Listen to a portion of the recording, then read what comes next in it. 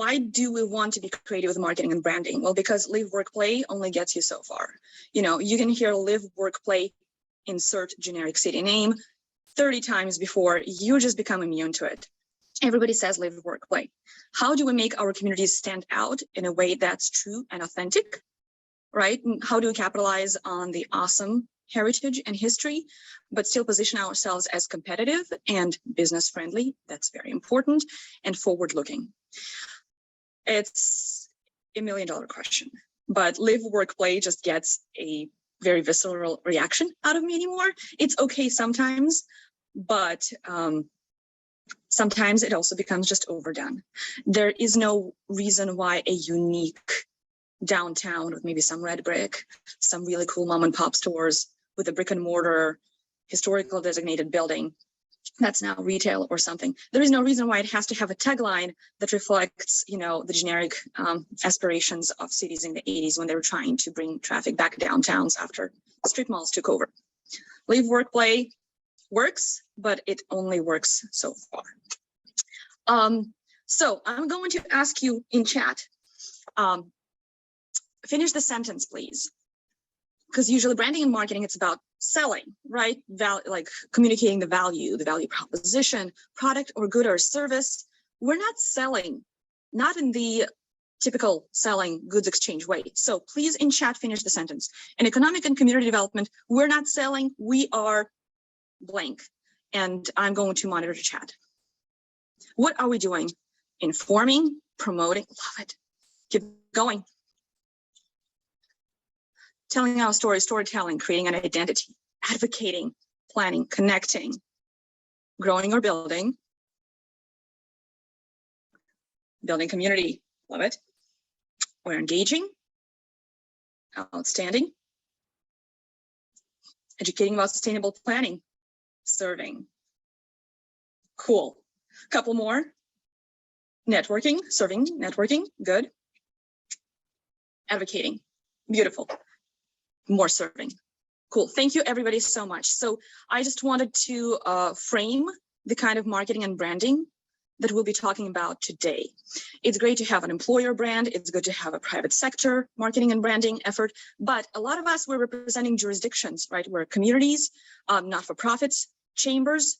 We can't function the way that private sector companies that have shareholders or CMOs do. Maybe your organization is fortunate enough to have somebody designated and dedicated to marketing. Not everybody does. So we're going to be entering this conversation as advocates, focused on growth, focused on prosperity for our communities, with the limited resources we have and with the fact that a lot of public eyes are on us. County commissioners' eyes are on us. City councilors want to know what we're doing. City councilors sometimes want to pop in on our recruitment calls, right? So that's what we'll talk about today. And David just smiled at that as a city manager. So I know that's maybe painful or relatable. So when you're in economic development, you're reflecting your community. You have a chance. You have a unique opportunity to reflect the personality of your region and everything you love about it, right? So Tyler, you just moved to Oregon 2 months ago. Maybe there's somebody else on the call that's very new to Oregon. You are probably seeing the state and you're seeing how realistic our marketing and communication about it is because you have that fresh set of eyes. We should be debriefing Tyler right now on, hey, does this sound right? We have a chance to reflect the business community identity. If you have a lot of businesses that are over 80 or 50 years old, talk about it, capitalize on it. Make sure you're celebrating them so that people want to take over when the succession planning time comes. We advocate, ally, and we champion. We have a chance to develop a set of values for ourselves, and I'll have an example from McMinnville on how they approach that. And we communicate a promise, right? We have missions and visions. Cities have to deliver some crucial services. Counties also, dabble in additional services like, county code enforcement and some other law enforcement. So how do we communicate to our managers and manage up the message that marketing and branding is important for you as an employer of police officers, as well as for us recruiting and retaining businesses. So branding is that identity. Marketing is the look outward. Marketing is how you're getting the word out. Ideally, you're compelling folks to do, think, and feel something. And how do you position yourself? So I used to go to high school in Dayton, Oregon. Our rivals were Amity. Since then, however, both cities were able to get over, the sense of rivalry, and they are in a really healthy sense of, have a healthy sense of competition, the both assets and destinations in the wine country. So everybody on this call, we're not competing, we're in co-opetition. We want to maintain a very clear identity, right? Medford versus Morrow County, we're going to be very different. And you have assets that Medford most certainly does not. You have an amazing port and things like that. And we're cheering for you from way over here, right? But we want you to send, if you're thinking of a business that's expanding there that wants to be in Southern Oregon, close to California, we want you to think of us. So how do we communicate with each other, external customers, but also internal customers like our electeds? So let's talk about sharing our brand. And this is going to be kind of detailed. It might look like a wall of text, but bear with me. I actually have physical examples that I'll share once I'm done with my presentation. Everything has to be consistent. You can't have a set of your materials telling people that you are a high employment destination and another one saying, you are exclusively a historic district downtown. Sure, you can have different audiences. Just make sure it's all consistent. And if you're focusing on different aspects of your community, indicate it on materials. Colors, fonts, imagery, writing style, finding your voice is very important. Media relations, we talked about that yesterday. Be consistent so they know that every time you send them something, you're going to be consistent. Your grammar and readiness to print and readiness to follow through with the story is going to be there. Accessibility, that's very important for those who would receive even an ounce of public funding, and in general important to everybody. There are now plugins in Microsoft Word to make sure your materials can be accessible and read out loud. The contrast needs to be there on your slides, right? Public needs to be able to access materials you're creating for businesses. It just works. Folks have different levels of abilities. Your materials need to be accessible. That's something the private sector ideally should be doing, but they are not, they're not in a position where they have to consider it every time. I mean, they won't sell as much if their stuff is not accessible. For us, we serve the public. It has to be accessible. At Business Oregon, we have not had a training on accessibility of our materials in over 2 years, and I think we're overdue on that. And I'll see if I can get the accessibility guide to everybody on this call as a part of our materials. We have to manage our jurisdictional relationships. If you're an economic development district, organization, a chamber, you're probably meeting with your city council and reporting, or just sharing what you're doing, or they're dropping by and seeing what's happening, especially around election season. Make it easy for them to know what you're focusing on. Are you focusing on advanced manufacturing this year? Make it easy for them to have an answer if somebody asks them about economic development. We'll love you. Make sure your website is updated. If you do not have a lot of staff to manage website and social media, it's okay if it's minimal. Make sure the visuals are good, make sure it's simple, and you have a contact point on there who will answer phone number. Social media, make sure, if you do have social channels, you're checking it every day. If you're publicly funded, see if you're subject to public record. That's very important on there. Earned social media is very important. Who is tagging you? On South Coast and Central Coast, there is an organization called Oregon's Bay Area. And I don't think they're connected to a government, but maybe they are. But they've been sharing like downtown development projects.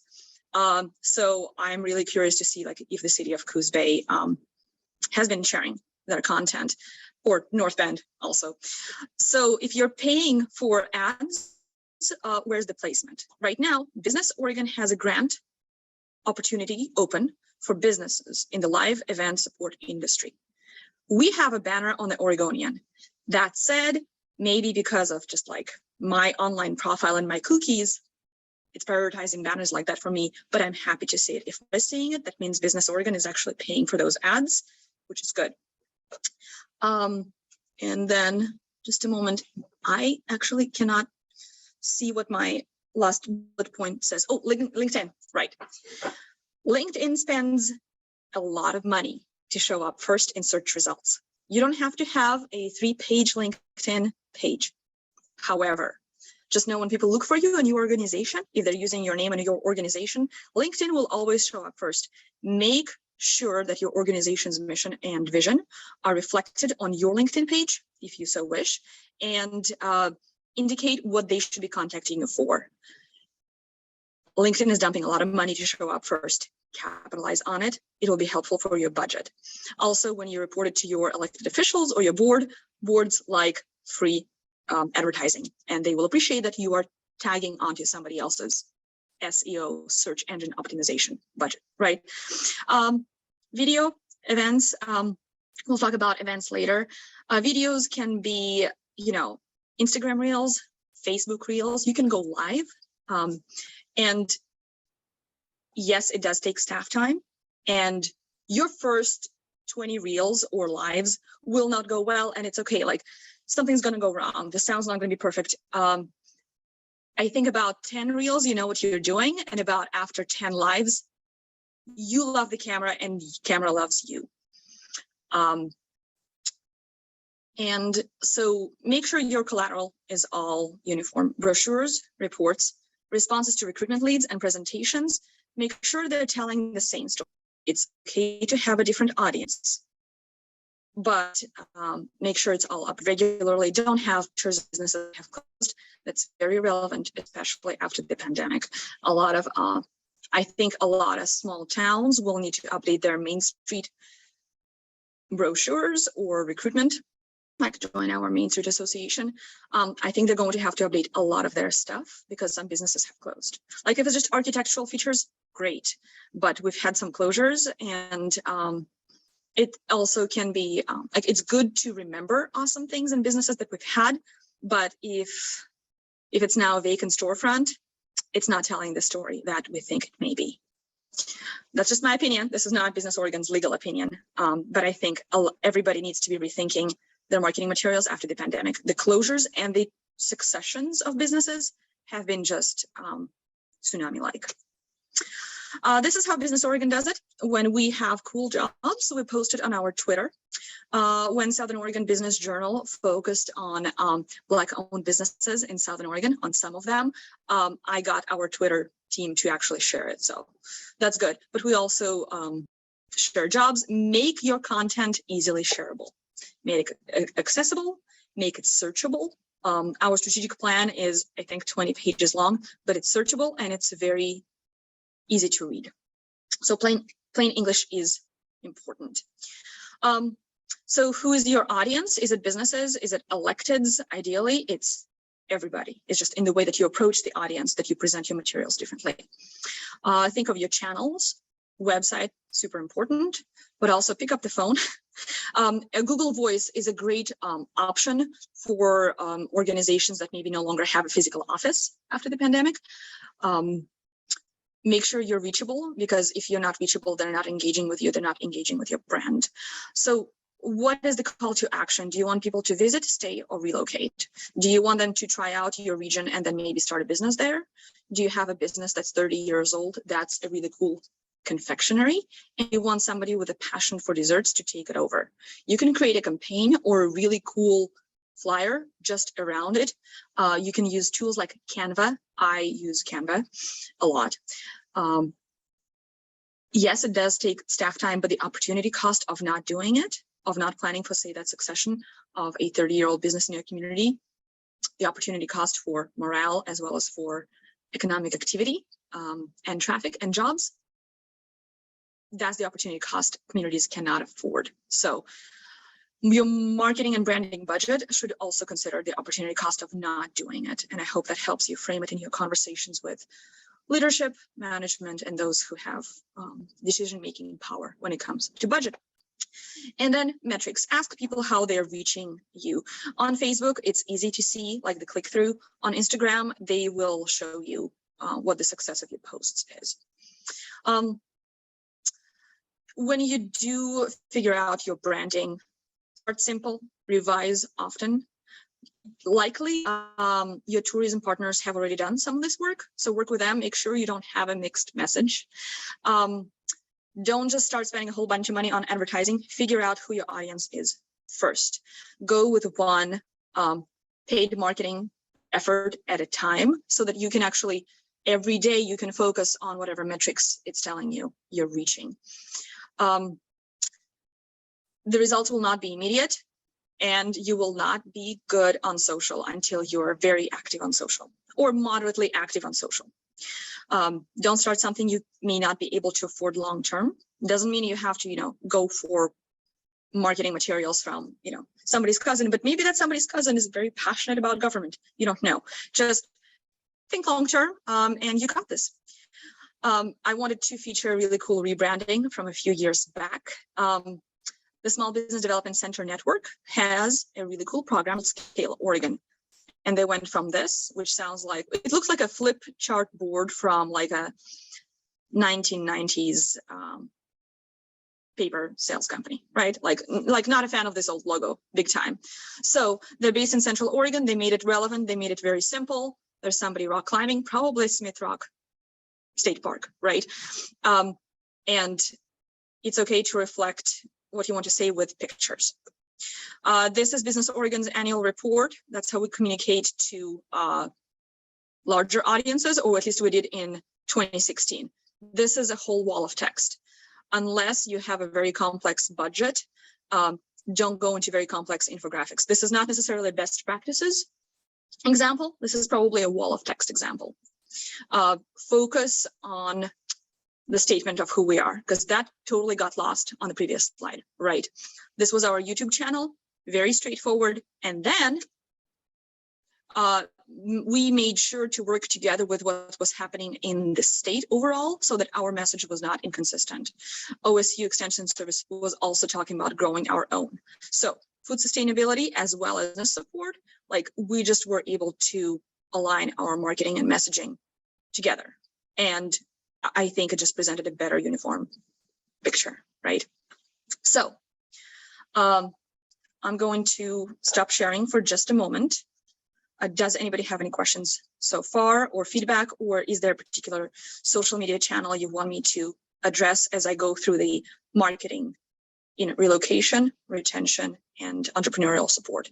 So I will cover all three of those in the next slides. Is there anything in particular about communication that you'd like me to cover? Feel free to type it in chat. Okay. Think about it. I'm gonna go sharing my screen. There we go. So, oh, no. So all or most economic development and community development organizations focus on relocation, retention, and entrepreneurial support, right? Those are the three pillars. And if there's anything I'm missing, I will talk about it. The question is there basic desktop publishing that I prefer? Nope, there is not. PDFs can look really, really clean. Canva is fantastic. Canva will export to PDF. I love that. I've used Canva from everything from thank you cards for a not-for-profit that I'm on a board of to a downtown economic development / startup guide that we're working on here in Medford. Canva works, but Word and PDF can go really far.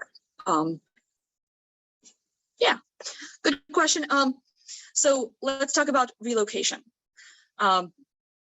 Also known as, when there is a project that has a really cool confidential name that comes through and you're trying to keep it all super confidential, and then the company starts handing out business cards when they're there, right? And then you're like, why was this confidential? Okay, it doesn't matter. The good thing is you got them in your community. So when we're working on relocation, we also have a class called recruitment, right? Through this OEDA certification, Oregon Certified Economic Developer course. Right now, I'm just talking about the marketing side of it. In order to be ready for when a relocation or recruitment opportunity comes through, or an expansion from somewhere else in the state, make sure you have handy in your content bank, which could be a Google Drive, because that's either low cost or free, depending on what you're using.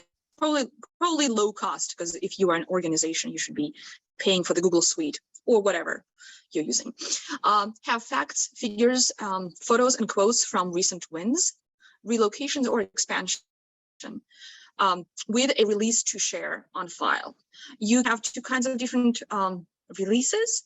You can have a release that allows you to share it publicly, social media, or you can get consent from a business to share it with a different business you're trying to bring into the area. Helps to have it before you need it. You want to have those quotes and a permission to reach out to recent wins, to connect them with somebody looking to relocate in your area before they're there. So work on your content bank, update it regularly, keep checking your local newsletters, sign up for the real estate agents newsletters. I learn a lot about the real estate market, for employee relocation housing needs from the local real estate agents snapshots or reports on how the housing market is doing. That helps a lot. Housing, we know, is very important, and Oregon has been talking about it a lot. Have a response template ready to go for one, either maybe a local partner or Business Oregon sends you a lead. Best practices about responding to those we'll cover in the recruitment class, but your template needs to be very clear, have contact information in there. It's important to include maybe recent infrastructure projects to show that there is ongoing investment in your region.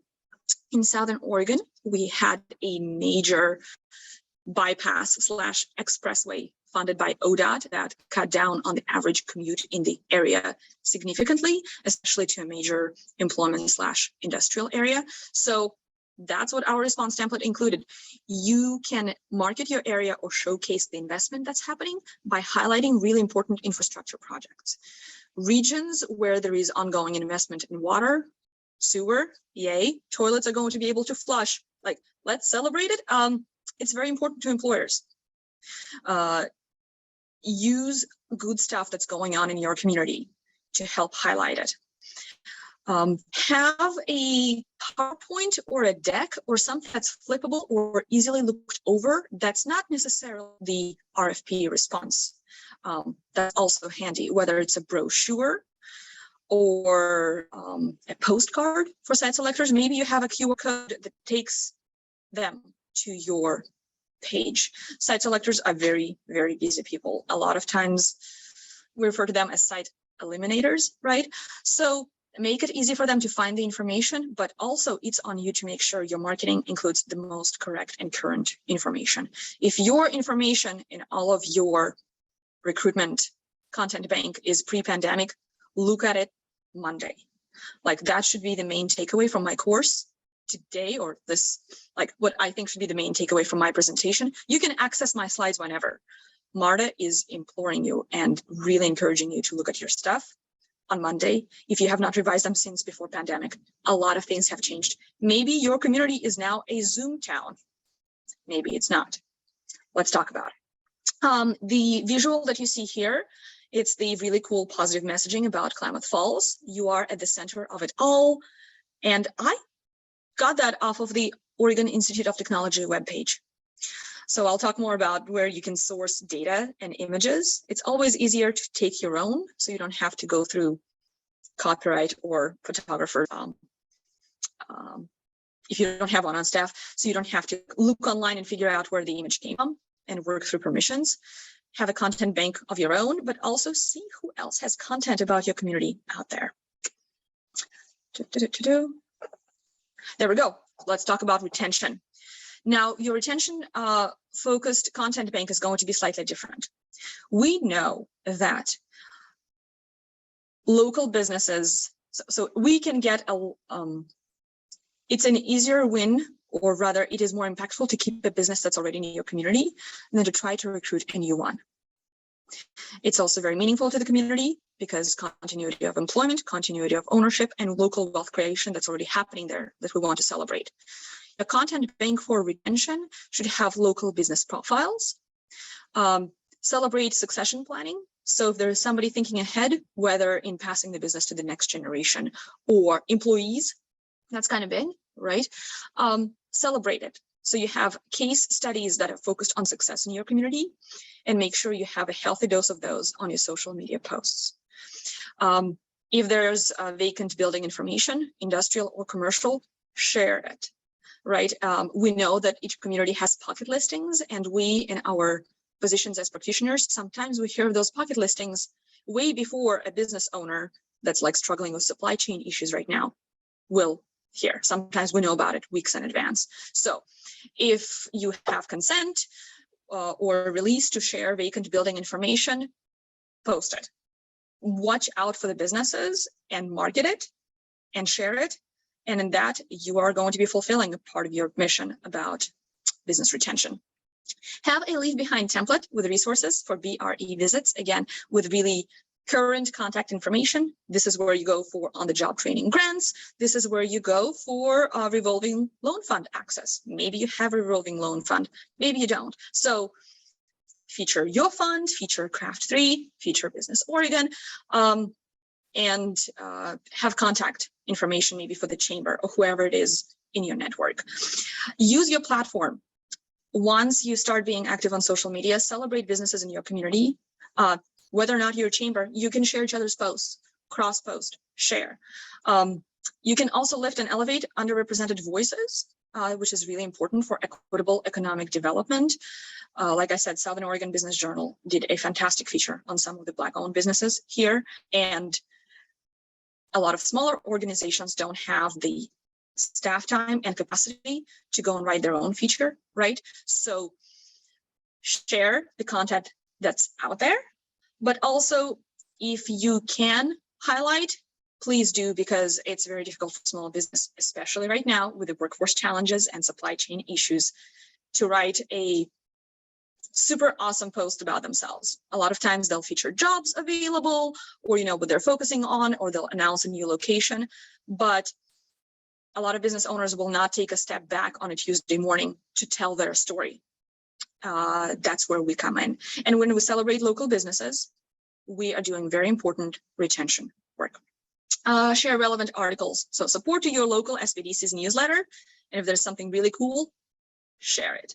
It helps if you write, some commentary, hey, this is a great reminder about why you want to think about accounting before tax season comes here, things like this. So put your own spin on it, or use your voice to reflect your take on an article, but keep sharing information. A lot of the business support resources, we refer to ourselves as the best kept secrets, right? Not everybody off the top of their head will know who the RDO is or who the SBDC advisors in their community are. Keep sharing information. Now, when it comes to startup and entrepreneurship support, your content bank needs to be slightly different. You need to know how many new business starts there are. Secretary of State has that information available. It's messy and it's a really old school Excel downloadable spreadsheet, but it's best to have this data before you need it. Have your small business development center contacts ready. I think each and every center has a client services coordinator, aka an admin, aka the person who runs the intake. You need to know their first name, and they need to know how to reach you if they have any questions about a referral. Share information. If you keep sharing information, you will be seen as a credible source of information. So when you do have a marketing content piece, people will pay attention. Celebrate new businesses and post about it. Have an interview template for a startup or a new business. Who, what, where, and hey, what does your business love about being here? Why are you in Malheur County, right? Ask, and they will answer, and they will help you create content that way. And again, we're back to quotes. You have that content bank for other efforts for when you're recruiting and retaining. And remember, going live on Facebook at a ribbon cutting costs $0. It helps to have a microphone. Doesn't have to be high tech. It can be like, the microphone that came with the iPhone. Just make sure there's no traffic behind you. Celebrate startups. If you do have a business that's maybe been around for 3 months and you already celebrated either their ribbon cutting or them establishing themselves, show up 3 months later and ask about a typical day in the life of a startup and do a Facebook Live or an Instagram Live about it, or do a very short video or a picture. That costs staff time, but it does not cost any budgetary expenses. Where should you get your data to inform all of your marketing materials? Oregon Employment Department, Educational institutions invest a lot in their marketing. You'd be surprised. I was surprised. Maybe I should not project. Census started putting out some reports from their 2020 census. This is a great time to be updating what you know about your community, what you share about your community, the data and the facts. And there's a really cool resource I'll share in a bit. It's called the Opportunity Atlas. It was shared at the Oregon Business Summit by somebody out of MIT, Massachusetts Institute of Technology. And it tells the story about our communities in a very different way. And it's good for our internal marketing. Like, why do we need economic development? Very important. So you should have data for external marketing and internal marketing. When you fight for that budget, when you establish why you need a rare fellow yesterday, right?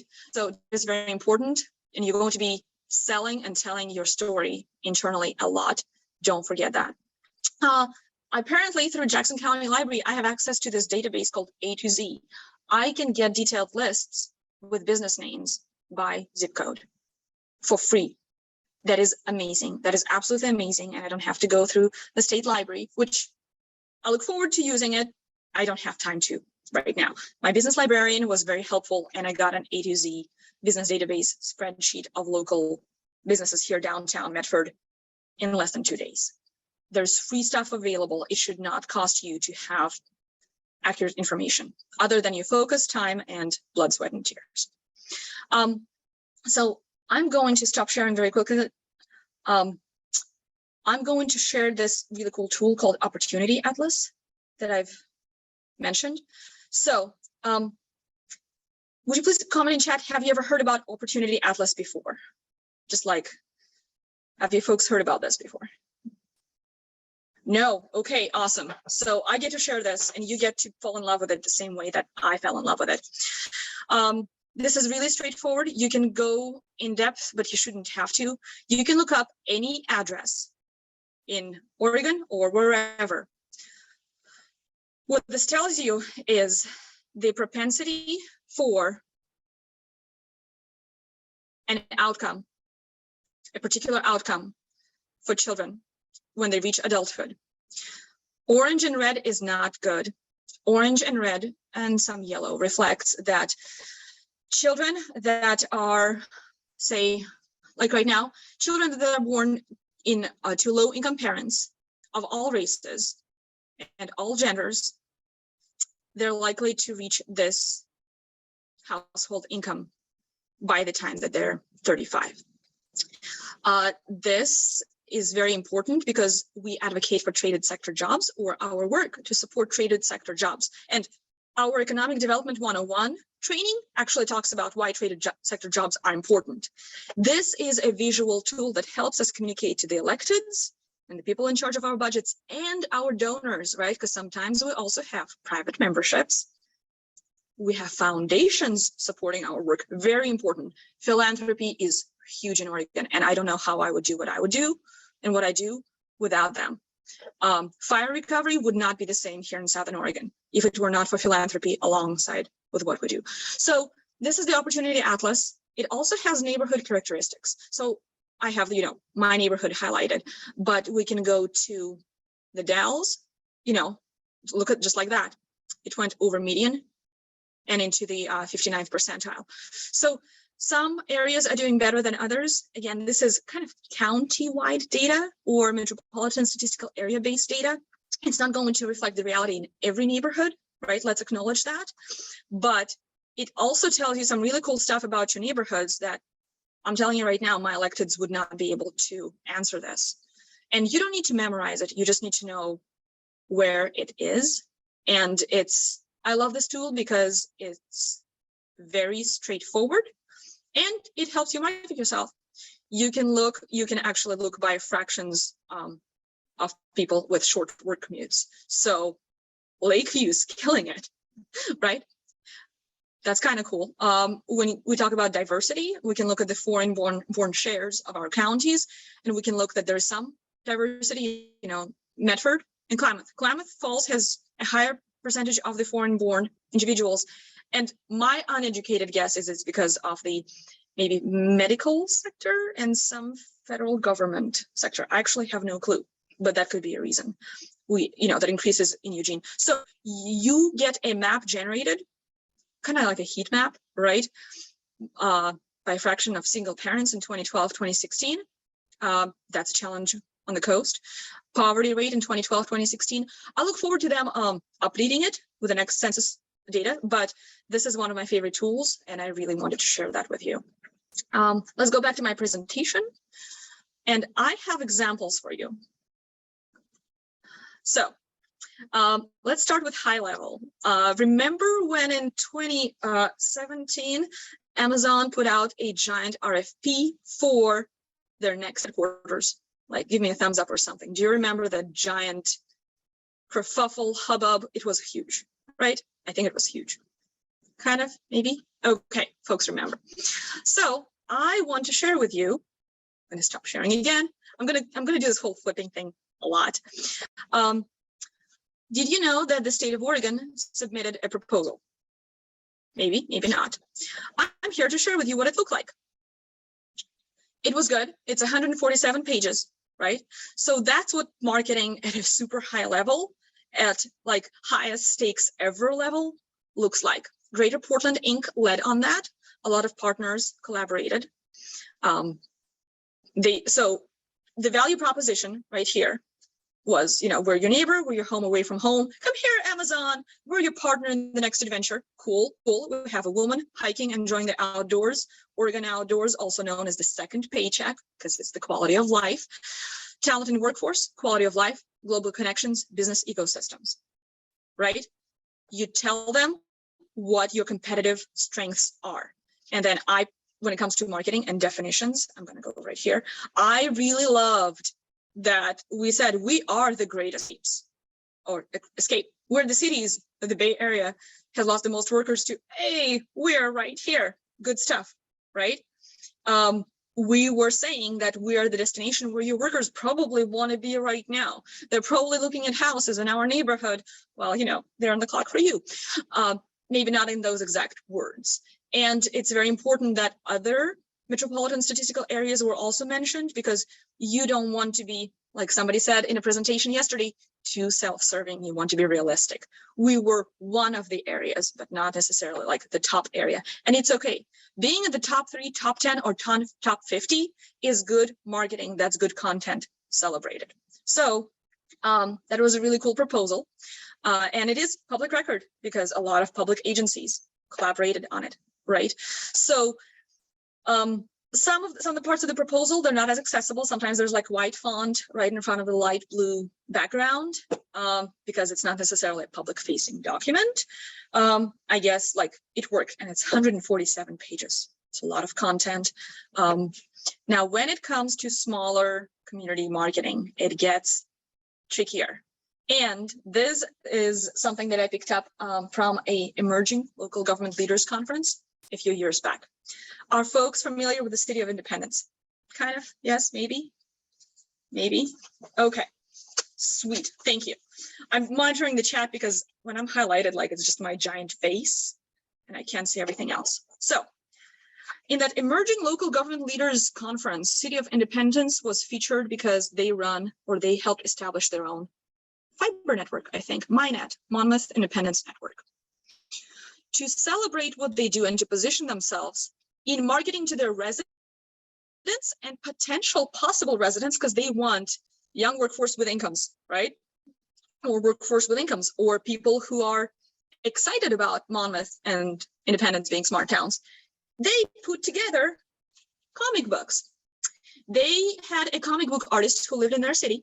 And this is, I say this from like 2017. And they write, did you know the City of Independence mayor has proclaimed February 10th Smart Rural Community Day? So there doesn't have to be a national movement for you to proclaim something or declare something and create content around it. If you don't have a comic book artist in your community, that's fine. Who do you have? That's the question. It's actually kind of cool. And on the back page, there is a very engaging call to action. Draw and write your story in the panels below. What does your future hold? Right? So this is aspirational. And they did work with a private sponsor, Pacific Power, and they had 3 of these. Now, when they were marketing themselves as a cool beverage making and beverage enjoying destination, they had these really cool coasters. Coasters are not as expensive as the comic book I just showed you, right? So there's Hops, Independence, Oregon. You can have coasters. You can put them in local breweries, or you can ask a local brewery to say the name of your city and maybe your motto. Work with the businesses and the swag they already have to see if your name can be featured on it. And then you access swag at a cheaper rate because you're buying all together. And then to communicate how they are business friendly, they had this really cool stickers done, which is really unusual for me. I usually would have put it somewhere by now, but I've saved it for years just for you. Smart city, smarter lifestyle. If this is not like one of the best high-tech focused marketing pieces I've ever seen, then I don't know what is.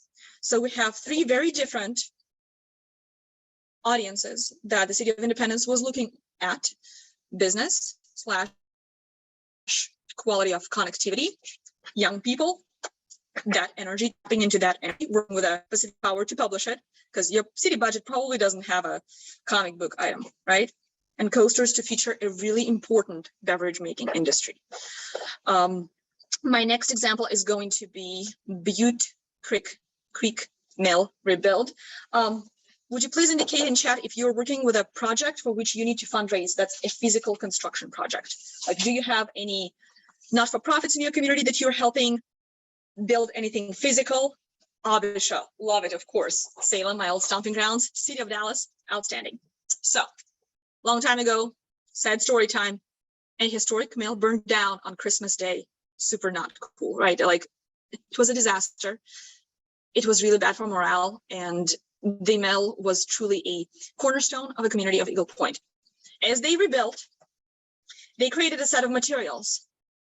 So, a historic picture, website that's accurate, and what they were going to do about it, and then they listed donor opportunities. So this is a not-for-profit piece of content, but a lot of our infrastructure projects right now, sometimes they'll have a public-private partnerships aspect to them, like an interpretive sign about your sewer treatment plant. Maybe you can ask the Rotary to help fund it, you know. And oh, thank you, David, for sharing that. So you can create a piece of content about donor opportunities when you're fundraising, say, for flyers celebrating local businesses. Great, donor opportunities. Do you want your business to be featured in our report? Have an FAQ document about the project, whatever it is that you're fundraising for, whether it's physical or not. And if you do have a physical project, it helps having a donor wall. So they made it really easy for people to know what they're doing and how to spend their money, right? Super, really, really good. I'm also going to talk about swag in terms of preparedness. A lot of us are in communities that over the last 3 years have been impacted by flooding, ice storm, fires. Not all swag has to be happy-go-lucky swag. Swag can be very useful as long as it's relevant. This is an emergency go kit passport from Oregon Emergency Management Department. I'm using it as an example because I want to put something together like this in my community that chambers can give to businesses that also have economic development contacts, like in the back. Businesses need to be prepared. So just basic go-to best practices steps, like this is your insurance agent's information. These are your key employees' contacts. This is, who's on deck if there is an emergency, like the emergency operations coordinator, if the manager is not at the plant. So you can have swag that's very relevant. And I had a great time, and this is going to sound really, no, I did have a great time. I had a great learning opportunity in Paradise, California last year. It was humbling. It was profound. I learned that when you make little magnets that say, know your zone for evacuation, people will put those magnets up. Oregon is in a very interesting space right now. Resilience and preparedness is on our mind. You don't have to make just comic books, right? You can make, hey, this is the county emergency management phone line magnets. Also, for any business development needs, call us, right?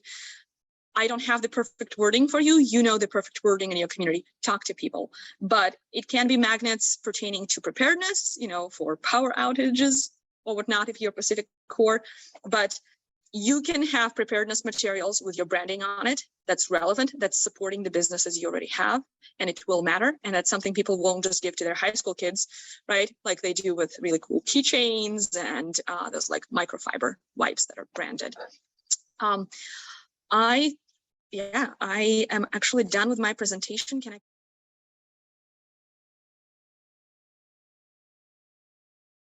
Awesome. Thank you so much, Marta. First, can you guys just tell me if you can hear me? Yes. Okay. That is a win because I was in a Zoom yesterday and they could not hear me. So the odds are in my favor today. Thank you so much for having me. And your presentation was amazing, Marta. I was like feverishly typing notes of different resources that you're putting out there that I had no idea about. Which is always really exciting. I always consider myself like a hungry hippo of knowledge is how I like to say it. I'm like, knowledge, yes, I want more. Okay, great. So my name is Ashley Cates and I am the Chief Marketing Officer for Travel Medford and the Chamber of Medford and Jackson County. So I oversee the marketing for both organizations. I was the, I'm trying to get it so my face is not, there we go. I don't want to see me, I want to see you.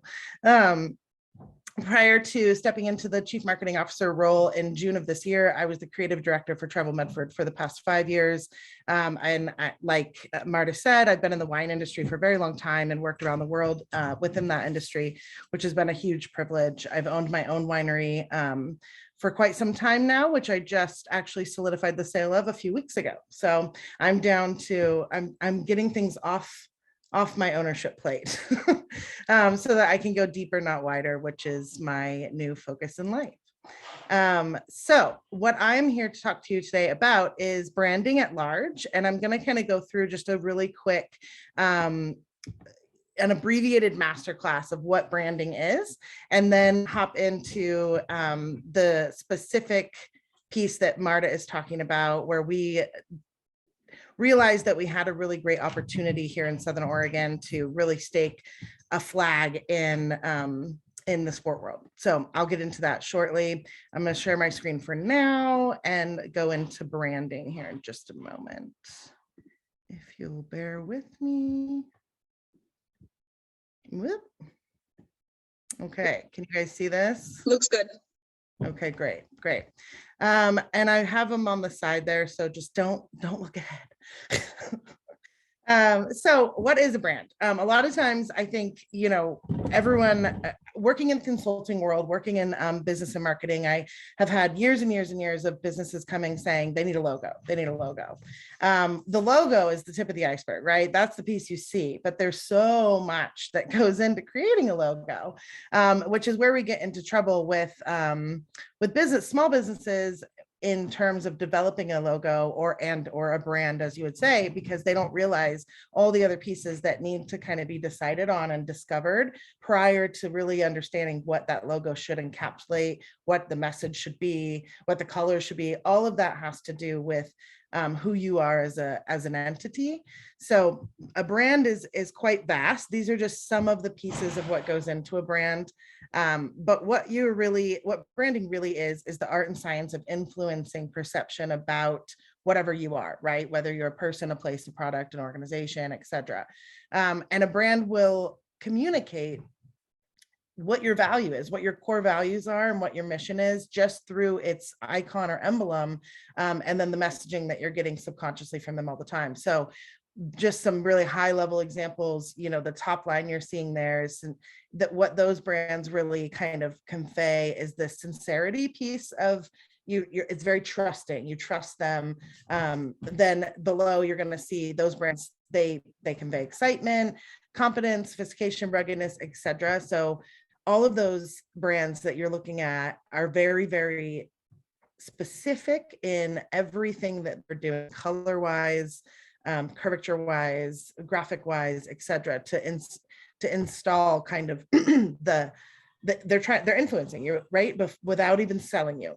Hard selling is out the door these days. So brand components, what goes into a brand? First, you're going to be looking, your brand identity is kind of the top of the iceberg, like I was talking about. That's your name, your logo, your colors, your imagery, your typography, your message, your tone. That's everything that people see.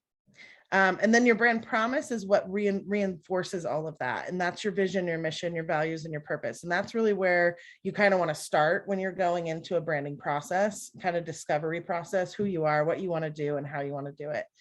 And then from there, that's where your story is derived. What is your personality? Why is that your mission? What's your company story? Why is that your vision? Who is the customer? Who are you talking to? What does that journey look like? And what are the perceptions of your organization, product, brand, whatever it is at this point? And what are the expectations? And then going into, after you have all those comprised, then you're going into a strategy where you're looking at, how do we develop this out? What key partnerships and relationships do we need to have to help us springboard and launch this?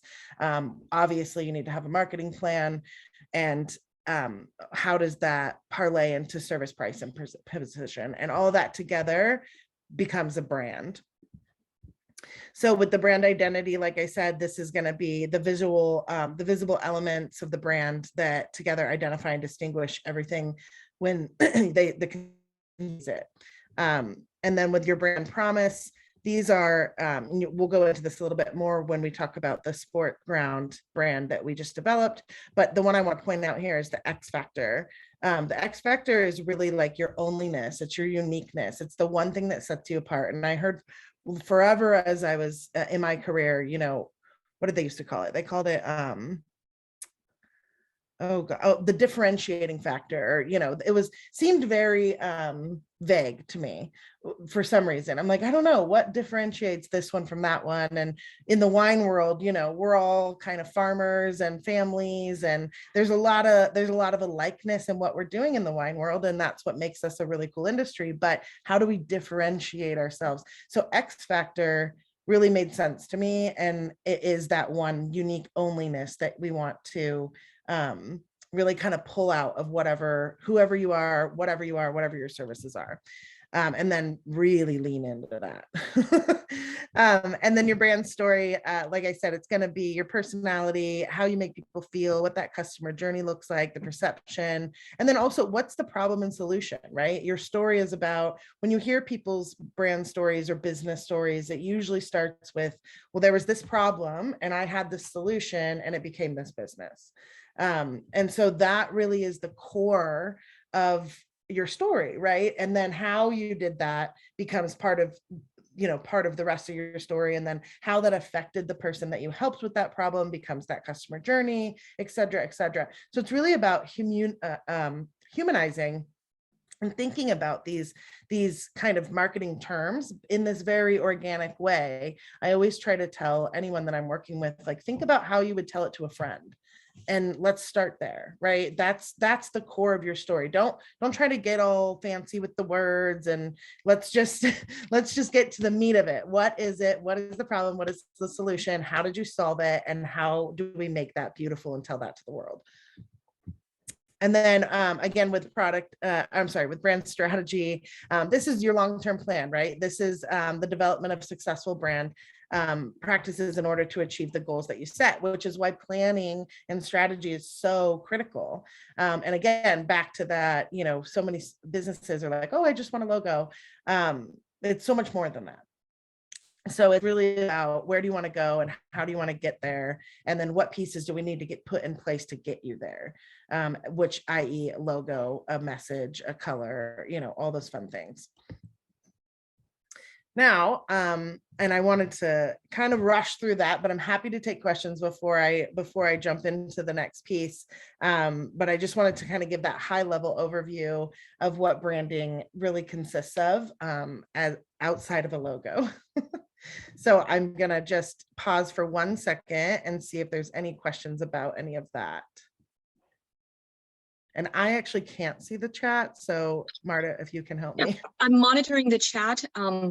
I have a question for you. This logo that we're seeing right now, Medford, like the one with the tree, how old is this one? Yep, hold on. Oh, there we go. This is a fairly young brand. We developed, actually, the reason I was brought on to Travel Medford about 5 years ago was to assist in developing a new brand. And so this is my baby.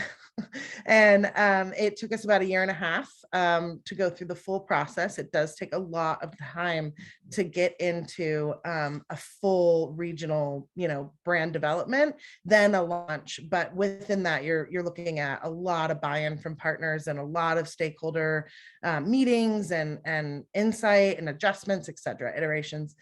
So this brand is at launch in market about 3.5 years old, I would say 3 years old in market, which, almost 2 of those are COVID, right? So we had but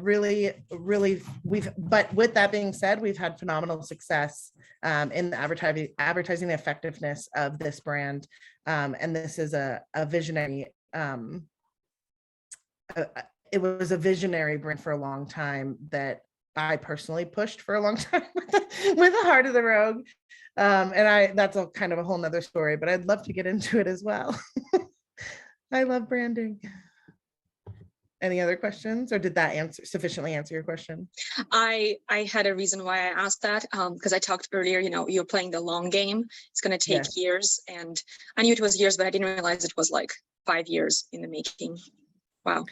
Yeah, so Medford Heart of the Rogue, but prior to, in 2018, it was Medford Great Performances Daily. So that was prior to me. And my biggest advice when talking about branding is that whatever your tagline is going to be, or your motto, take that tagline and put it under a bunch of other brands that are similar to you. And if it makes sense with their brand as well, it's not your tagline, right? So if it's not differentiating you, then it's not the one, right? We want to make, it needs to give sense of place immediately. One of the big things that I advocated for within this branding process was sense of place, right? And we heard for years and years and years, how do we get Medford on the map? Medford is on the map, right? We just have to tell people that it's on the map. And so I always think from a 10,000 foot view in a funnel, I think in funnels, right? So we need to tell people first we're on the West Coast, hence the map to the right. We need to tell people we're in Oregon, we're in Southern Oregon, and then we're in the Rogue Valley, and then we're the heart of that valley. So visually, we want to bring people down that funnel to really kind of give them a sense of place of where they're at, where we are at in relation to where everything else that they may know about is at. So Medford Heart of the Rogue truly is a brand that makes so much sense for Medford as the economic hub, as well as the transportational hub of the Valley. We are the 8th largest city in the state. We're the largest city in Southern Oregon, and we are the only transportational hub in Southern Oregon at this point. We have the only airport that services all of Southern Oregon, as well as, of course, we're right on the I-5. With that being said, we have the town and country, right? We have Medford, the city, which has all of the assets that you would need in a city. And then we are surrounded by this beautiful valley that's 60 miles wide and 70 miles long. And this is a kind of a quick snapshot of a map that was the bane of my existence the first half of this year. But it's done and I'm so excited about it. And this is just a nice little visual to give you that understanding of Heart of the Rogue and the honesty and truth behind that statement, that we are the Heart of the Rogue physically and perceptually, I guess you could say.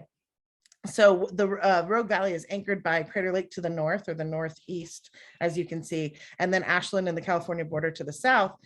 You can see down here Mount Ashland and Ashland, Shakespeare, etc. And then around us is the valley that was really created by the Rogue River. And then within that, we have over 100 wineries dotting the hills of the Rogue Valley wine country, as well as a lot of other really incredible assets that are individual to us, such as the Table Rocks and Mount McLaughlin. And we have tons of water and lakes. We have the Oregon Caves, you can see down here to the left. Lots and lots of stuff to look at on this map, but to also understand the vastness of how much there is to do in this small area, both man-made and natural, but outdoor rec is a huge component to who we are, and that's going to play into the sport brand as well. And outdoor rec is really what saved us with COVID. and our positioning and how we pivoted. So this is a map that has just been finalized. It's now the wallpaper of our new visitor center, and we are working on hand maps for this as well, which is exciting. Another really fun tidbit about this is that these are all hand-drawn illustrations that are unique and individualized.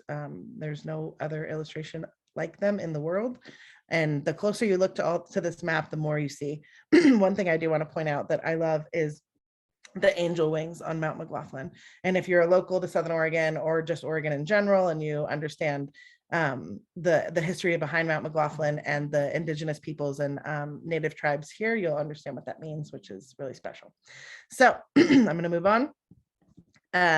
This is what we're here to talk about today, and what Marta originally talked about me presenting on a forum when she saw this presentation a few months back, I think 3 months ago now, Marta. So what I want to, excuse me, I am all working at home and I have a dog, so he is needy. So with the sports branding, sports has been a huge pillar for a huge economic driver for Southern Oregon for a long time, specifically Medford and the Rogue Valley.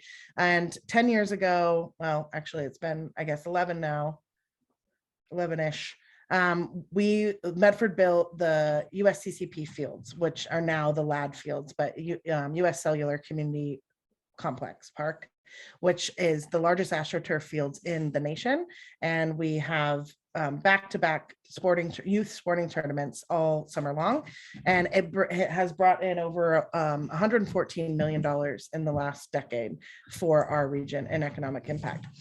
So that's just one example of how sports are impacting our region economically, and a huge driver for us, not only for our hotel occupancy, but for the ROI in our small business community.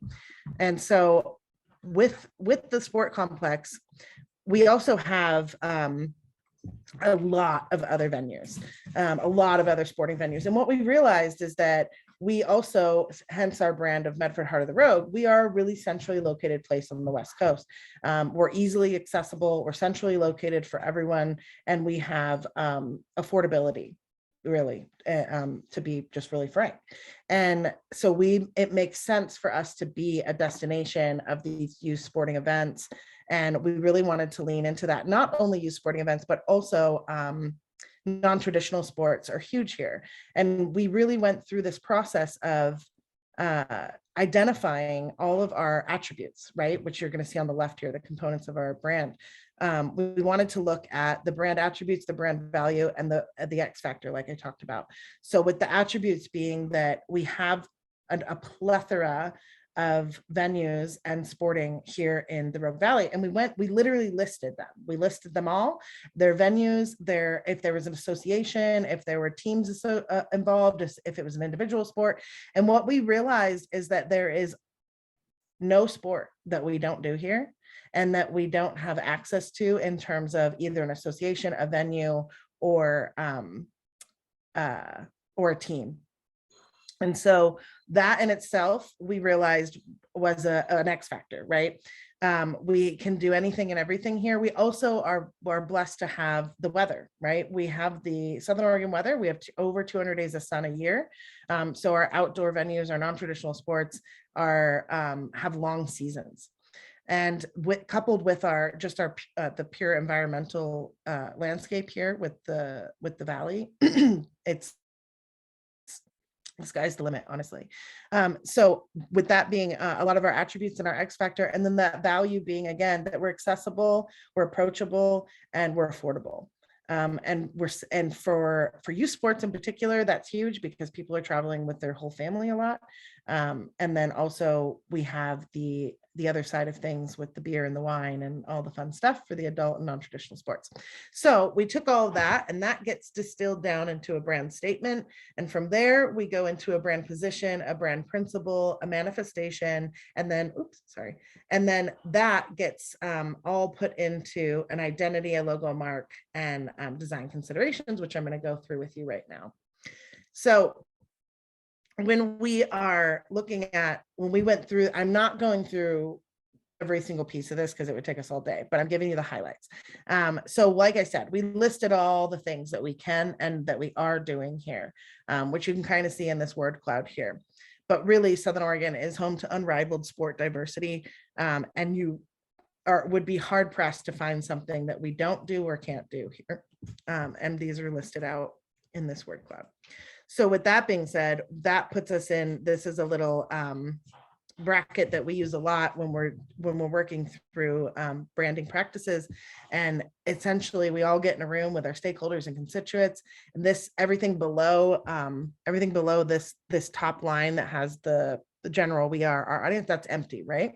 And then we all start to put words up on the board, and then after they're all up, we all take turns and everyone goes up and highlights their top three, or stickers them or Sharpies them or whatever. And then after that's all done, the top three rise to the top, and those become the words that we really start to work with in terms of developing our brand. So in this particular strategy, the general, what rose to the top was diverse, inclusive, and adventurous. And then the ones in blue you're going to see are the ones that have the most. So those are our top, and then our top three. So the diversity, the inclusion, and adventure. And then we are endless opportunity, like I was mentioning. We're very visionary in this approach. We are Medford, we realize that.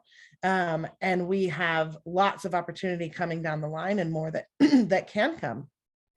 But with the flag that we wanted to stake in this industry, we knew it was going to be visionary, but we were here for it. And then approachable, of course. That is something that we hear constantly, and I love when we have visitors. One, we hear all the time, I had no idea. And then two, why is everybody so nice? Like, I'm confused. Which mostly comes from our friends from the South. So that's always really fun. And we love, I always liken that to watching someone watch a movie for the first time that you've already seen. You're really just watching them watch it.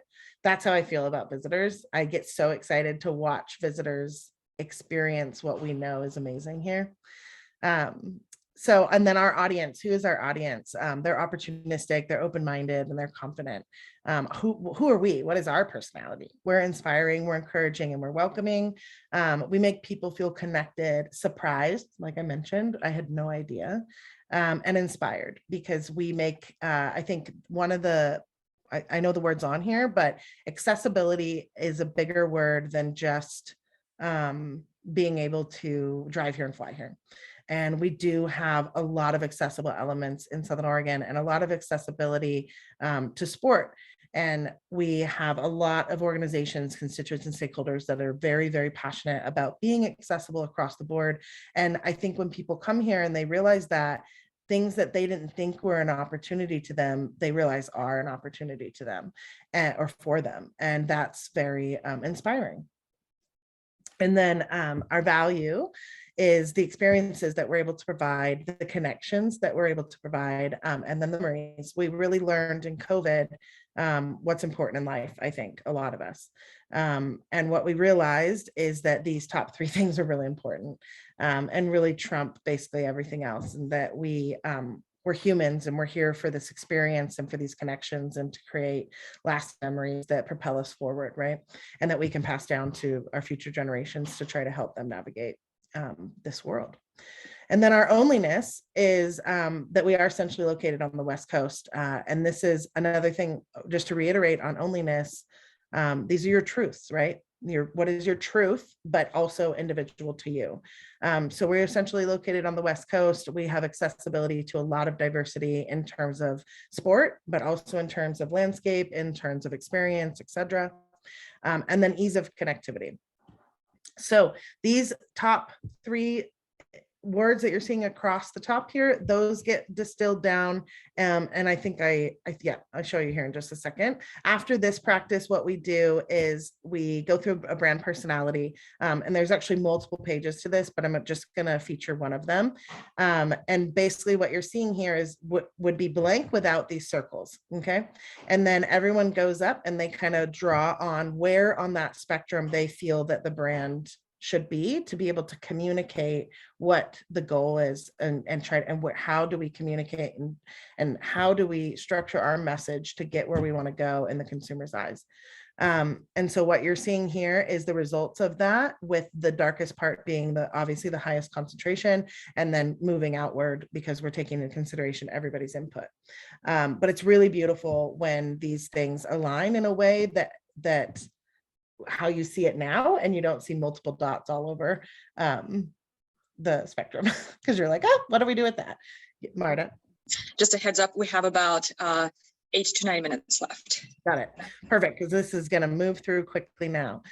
So this basically, the brand personality spectrums they dictate your tone. And I'll have this presentation so you guys can look at further, but I'm going to skip through or not go through each spectrum right now. But this dictates our tone. Then the brand statement, like I said, this is an internal statement. This is not to be confused with your tagline. But this is taking the words that we identify. That was my tiny tiger. I have a new Bengal. Okay. So the brand statement takes in the top words that we talked about and puts it into a statement that describes what we're trying to do. I'll just read this really fast. With our endless opportunities and inspiring voice, Medford provides opportunistic athletes and their families with truly unique experiences on and off their preferred field of play, welcoming and enabling visitors to feel connected to the diverse sports mecca that is Medford, place where passionate athletes, competitive teams, and world-class events come to play on the West Coast. And then, so our onlyness derived or distilled from that is Medford is Medford is the centrally located sport mecca of the West Coast. And now I want to present how all of that was distilled down into the brand. And I'm going to stop share and share a video that doesn't play on that particular piece, but we'll play here. And as I press play, will you guys just give me thumbs up that you can hear?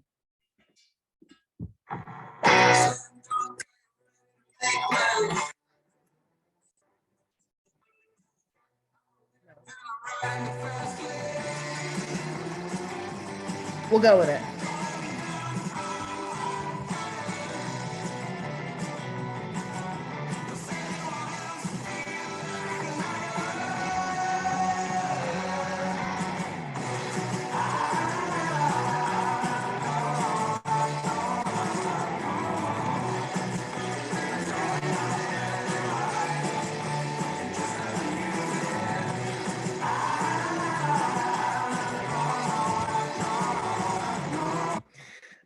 I just was watching Marta dance and it was awesome.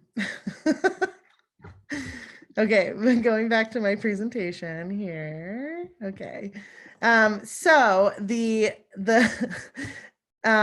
sorry, I'm laughing at Marta. So the brand that we developed was Your Sport Ground, where the West Coast plays. And we trademarked this word. It was not a word prior. And so what we played with all of that is, that it's more than a venue, it's more than a court, it's more than a field, it's the entire area. And our entire valley is a sport ground, whether that's for, organized sport, whether it's individual sport, whether it's leisure sport, whatever it might be, the Rogue Valley is your sport ground, and it's where the West Coast comes to play. And that's that visionary tagline that we really wanted to stake our flag in for youth and non-traditional sport. So the logo itself is radiating the epicenter from Medford. You'll see it in the Oregon icon to the left. So highlighting where we are located and then radiating that outward as the sport hub of the West, symbolizing the shape of Oregon grounded by topography and shows the maturity and establishes trust. And then below that, you're going to see the different iterations of how we can use that.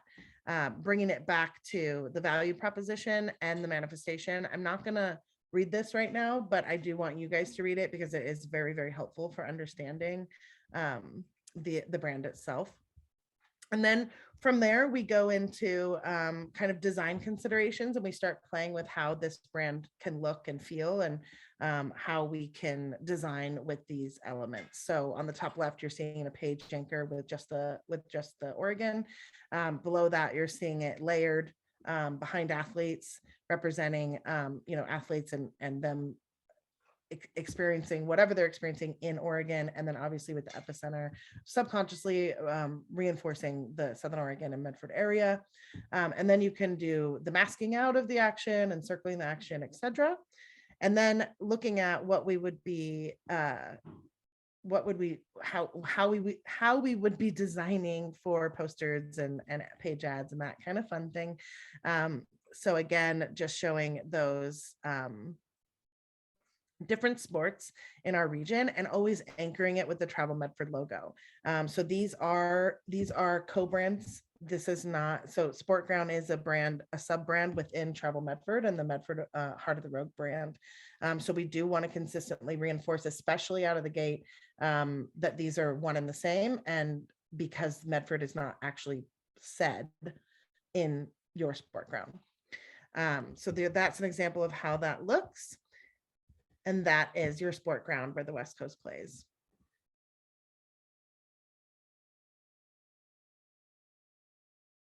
We are absolutely thrilled today to be featuring a presentation from Stephen D'Angelo, the founder and president of D'Angelo's Catering and Events, who celebrated their 40th year. That's longer than I've been alive. That's just amazing in producing events for clients from a variety of markets. Steve is a Portland native. He started his food service career 50 years ago, working for his father at D'Angelo's Italian restaurant in Southeast Portland.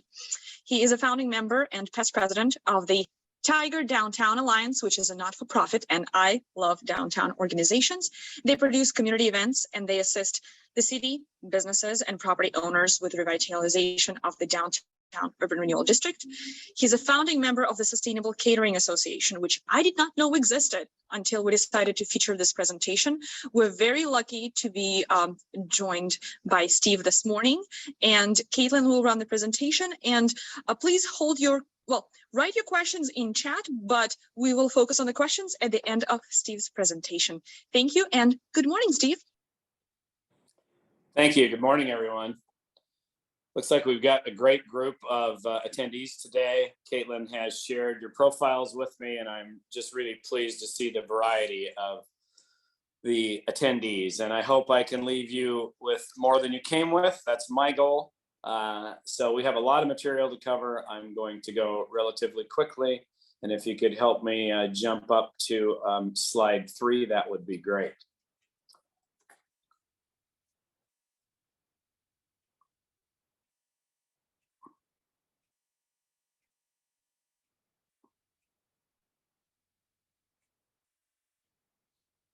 So just briefly, a little bit of our work. The first picture on the left is a cake. That's Ace of Cakes from the Food Network. And he brought in a cake that looked like a factory for an event we did many years ago for Old Navy Clothing Company. Super fun, a little bit of a celebrity status there. That was great to interact with him, and that cake is as tall as he stands.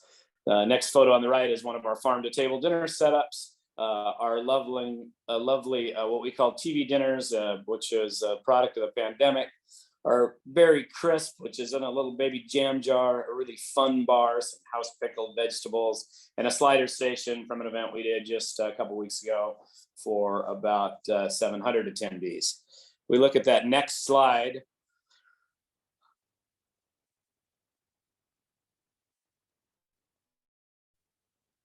You'll see on the bottom left, the Mississippi Street Fair, about 18,000 in attendance, 250 vendors, a very, very massive orchestration of move in and getting the street ready for the celebrants to come.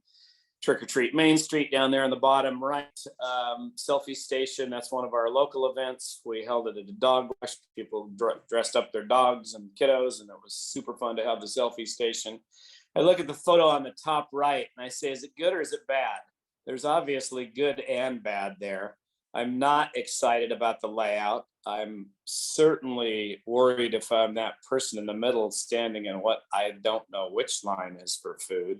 And obviously they've got a great crowd. But as I look at the surrounding real estate, perhaps there was a better way to execute that particular event. Obviously they were overly successful. And on the top left is a photo of our holiday tree lighting. And one of the things we're going to talk about today is preparedness. This was the holiday tree lighting where I received the call from our new chief of police at 3 p.m. in the afternoon, telling me they had found a note in a fast food restaurant in Tigard saying people were going to get hurt in downtown. She said, "What would you like to do?" And I said, "Gosh, I don't know what to do." She said, "Well, let me tell you what we've done. We've brought in bomb sniffing dogs. We've swept the downtown area. We've asked for coordination of other agencies to come and assist. We don't believe the threat is real, but it's your event. What would you like to do?" Said, "Gosh, Chief, the show's got to go on. We can't live life looking over our shoulder. Let's have the event." Thankfully, no one was hurt. There were no incidents, but preparedness will be one of the topics that we talk about today. Can we look at the next slide, please?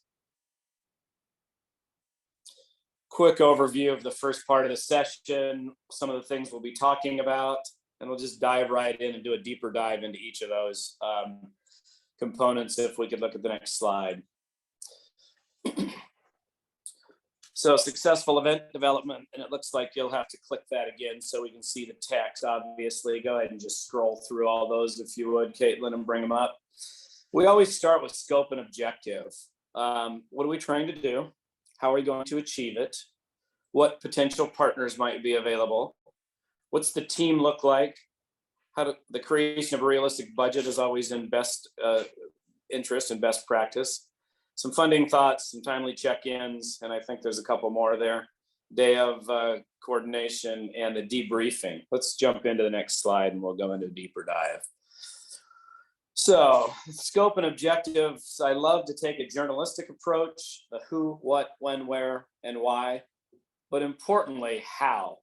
And let's bounce back to the why. The why and why we do things today is most important in events. And the execution of how are probably the two focal points that I want you to think about. So what kind of event are we trying to hold? Is it a community engagement event? Is it a special celebration? Is there groundbreaking? Public space opening? Is it an annual recurring event? Is it a night market, a holiday celebration, a street fair? Who's our audience? Who are we trying to attract? What's the stakeholder group look like? Is there historical data? What's the venue look like? Do we need special permitting? And of course, the beautiful job of sanitation. Let's go on. And again, if you'll scroll through those, great. So identifying your potential partners and stakeholders might be as simple as a sticky note section in the boardroom, but looking at what kind of support we might have from the venue or our local Main Street organization, our business owners and our property owners. What community members are going to be involved.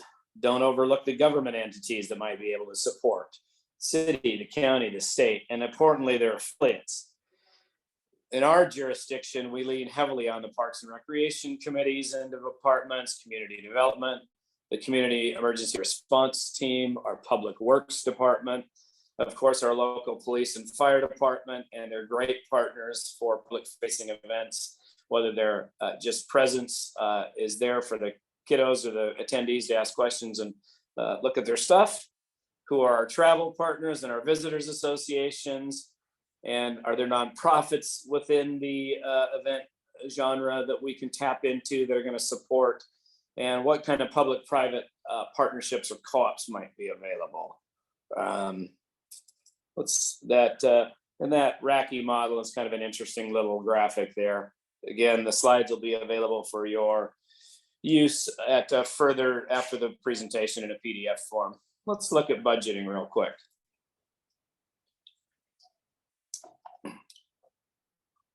Oh, partnership. Can we go to the next? Oh, there we go. Thank you. The creation of realistic budgets is first and foremost, whether we have historical data or not. And please remember, budgets are working documents. So if they don't come out post-event the way we thought, we've got to learn from those results. Look at your revenue streams. What areas are we going to be able to capture money? Is it a free event? Is it a ticketed event?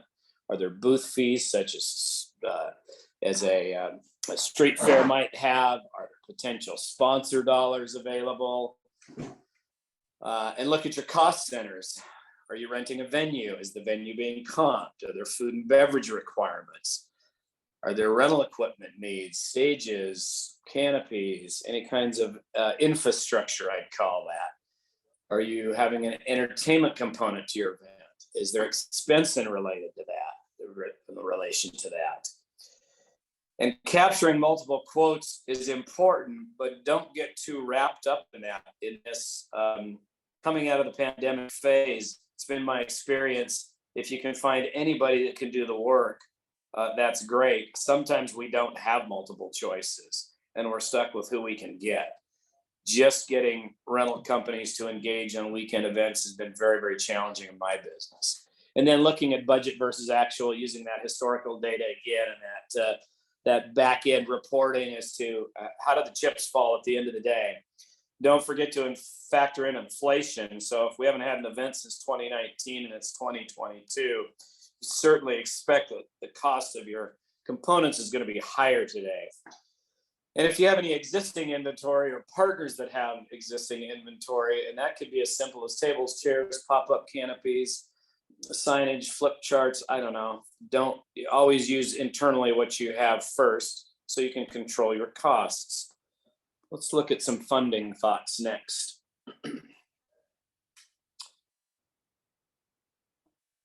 So what's your entity's financial commitment? What partnership buy-ins can we expect or ask for? Are there matches? And understand that matches don't necessarily need to always be equal matches. They can be matches of a 2-to-1, a 1-to-1, a 3-to-1. Our street fair is coming up. I was pleasantly surprised in our mixer this week, we were able to raise $2,000 for entertainment. We'll take that $2,000 commitment to the city and ask them if they would like to kick in as much or twice as much. We're hoping for 4,000. We'll settle for 2. Is there a fundraising component? I'm not talking about the bake sale or the car wash, but sometimes there's other asks. They could be from community members at large, businesses, property owners. Are there grants available? Obviously, with grants comes the timeline that's required to get in front of that. And what sponsorship levels and areas can we ask for dollars for? And I'd point to the wine walk map up in the right-hand corner. So important to match sponsors with event type. Our wine walk was a new event this year. We had 10 wineries in 10 businesses up and down Main Street. We had Amy and Reba's day drinking tours, which is basically a shuttle service, but that was a great title sponsor for that event. If we've got a kids zone, do we look at the Children's Academy or someone that has taken care of the kiddos locally who might support that? Matching the title to the style of business is an important thought. What are the gives and the gets? So I give this money to this organization for this event. What am I getting for my money? So that 1 sheet or 2 sheet of what the gives and the gets are, what the levels look like. And I've got to say the old gold, platinum, silver, it's not passe or out of date, but a lot of the sponsorship work we see now is very customized. And who are in-kind partners versus our cash partners? It was interesting. One of our business owners a few weeks ago decided to have a music festival. It was overwhelmingly successful, which was awesome, but there was no place to park. And people being people just parked in private parking lots and they just stuffed their car in no parking zones. And those traffic impacts were interesting. I recommended to that business owner, let's take a grassroots approach. Let's knock on some doors. Let's just walk down the street and say, hey, we'd like to blow your business up. We want you to be a sponsor. And by the way, we want to use your parking lot next weekend. Let's look at the next slide, please. Money doesn't grow on trees. You already knew that. What kind of check-ins are we going to have?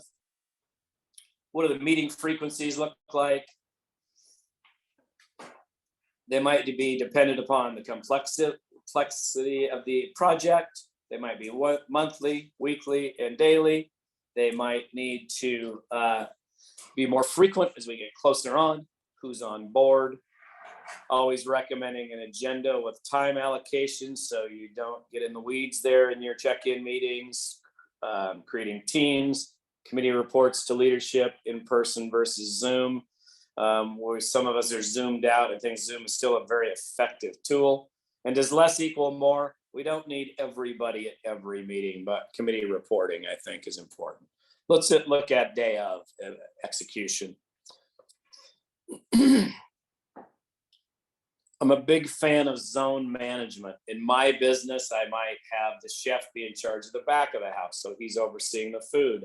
I might be in charge of the front of the house. I might have another lead person work between those two front of house and back of house agencies. Events are the same way.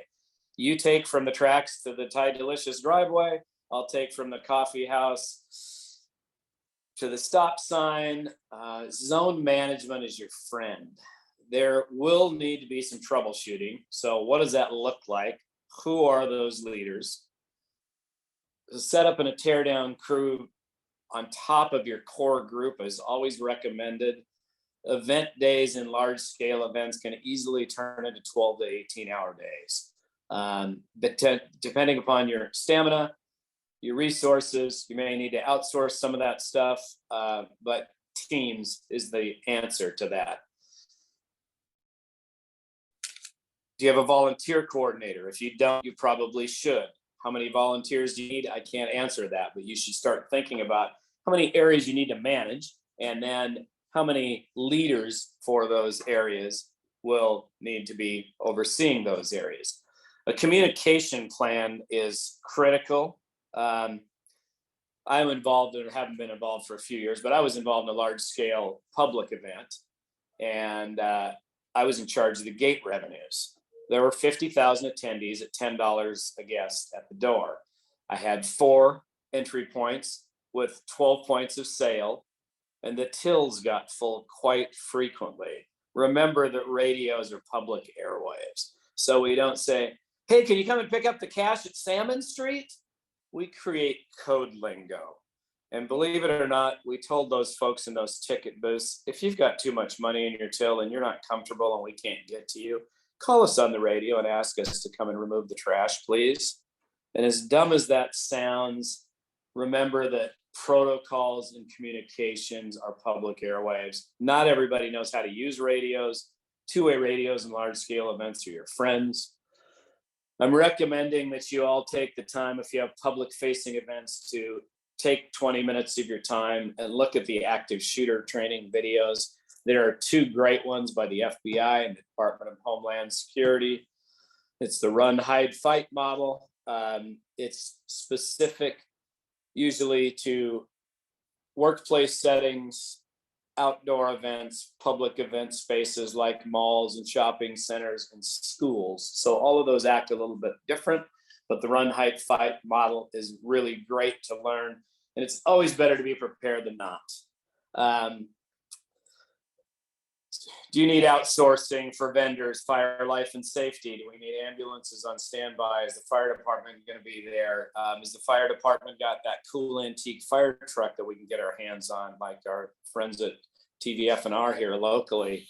Are there lost and found protocols? And that includes kids. When we have ticketed events and we can lock down gates, that's different than having a public-facing event like a street fair. And we jokingly internally say the kid's not lost, the parents are. But what are the protocols? I have some tools for you. I'm happy to share after the session or in an email if you'd like those protocols. I'm happy to give them to you.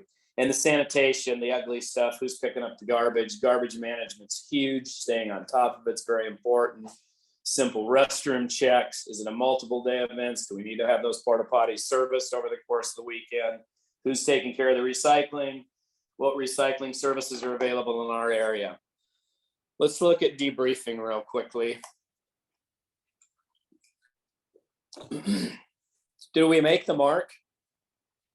Did we get the guest counts we thought we were going to have? Is there vendor feedback? Can we get SurveyMonkey involved? Is there a data capture point? Data mining is the new currency.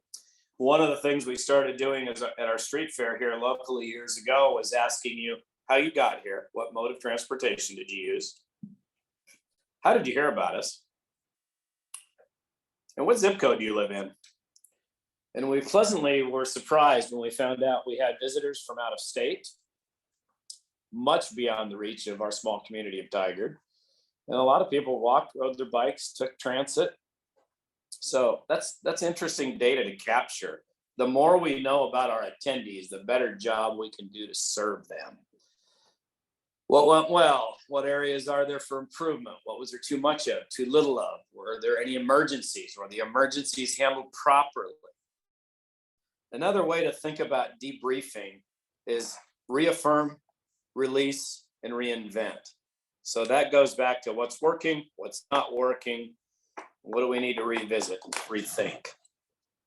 Let's look at that next slide.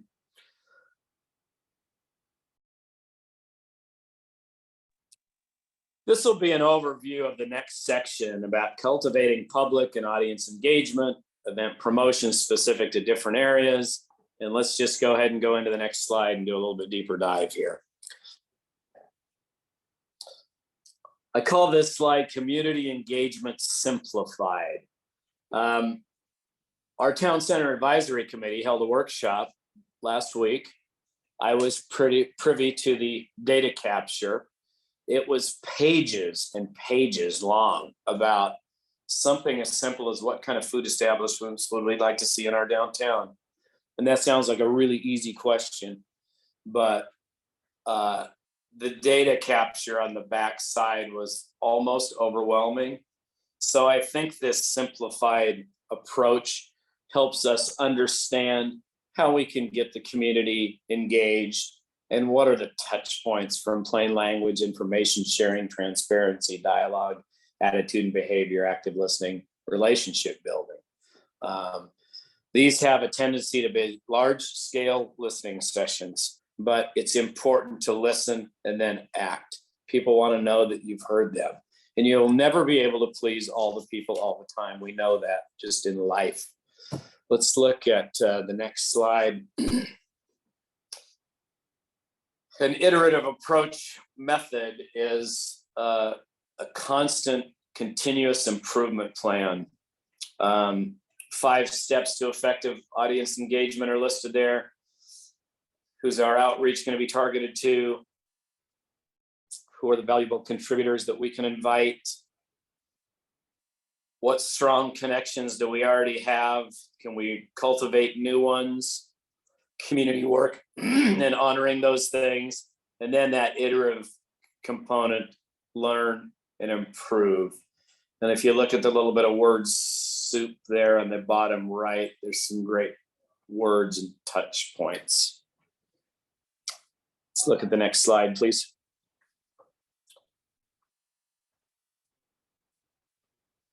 Everybody knows about diversity, equity, and inclusion. The overlapping circles are the meat of those conversations. I think every community that I know in just about every jurisdiction is really looking at DEI now. And I'm not going to focus too heavily on that, but it's important as we look at our event makeup that we're thinking about in the background. A great example is our localized street fair here. We had our street fair from 11 to 6, and then the city decided for many years that we wanted to celebrate the Latino culture, and we had a Latin Fest from 4 to 8. And some of us who were leaders said, that's interesting that we're celebrating one culture. Why aren't we celebrating all cultures? This year, our street fair is being tagged as a multicultural festival. We'll have invitation of artisans from all over the globe. We'll have music and dance performances from different genres of ethnicities. I think it's going to be a really fun year to change. And remember that coming out of the pandemic, you can blame everything on the last 3 years. So it's a great time to ripen your events for change. Let's look at the next slide, please.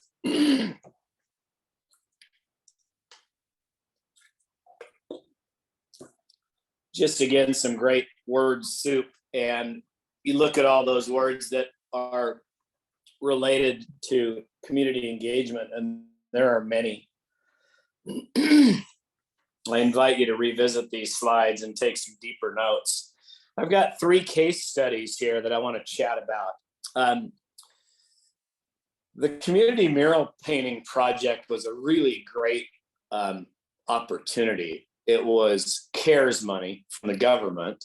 I received a phone call from the city of Tigard, and they said, we've got this money available and we don't really have any ideas. And do you have any art projects that you'd like to complete? And just scratch out some notes on a cocktail napkin and don't get too crazy, but we'd like to know what your thoughts are. The community mural project was something that I envisioned for many, many years. It was the winner of the Oregon Main Streets Network called Building Our New Landscape. It was an outstanding project of the year. We had socially distanced stations and a private parking lot where community members came and painted those 27 panels. We hired a professional artist who did the outline and then invited the community to come down and help us fill in the grids. Eventually that got installed on the building face down across from the post office at Main Street Stamp and Stationery. It's a really, really great project. And I think what our big takeaway is that we were just shut down and we just didn't think that we could ever have any fun. And that pent up demand of coming out and being distanced and being involved in something that was going to be visible to the community and a community facing project was just so very, very important at that time. And the money came from the federal government, which was awesome.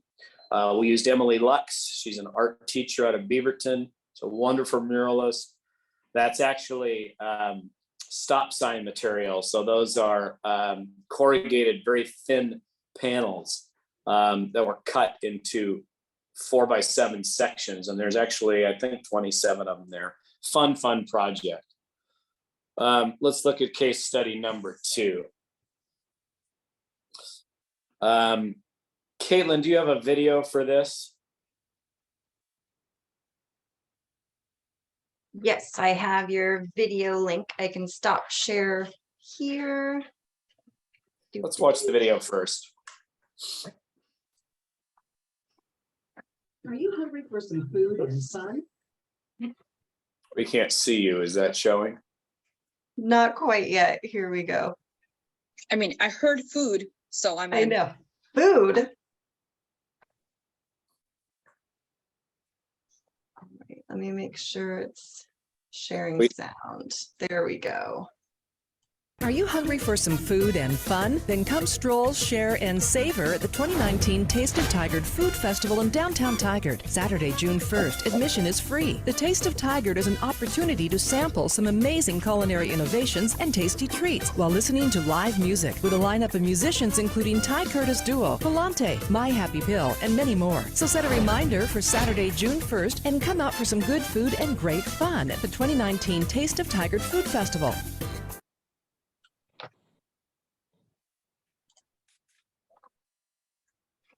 Super fun event.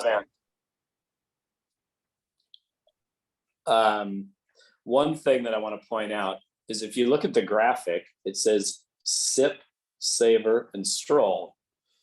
But then when you read the text, it says stroll, share, and savor. Probably just a misprint, pointing out that it was in conjunction with our art walk.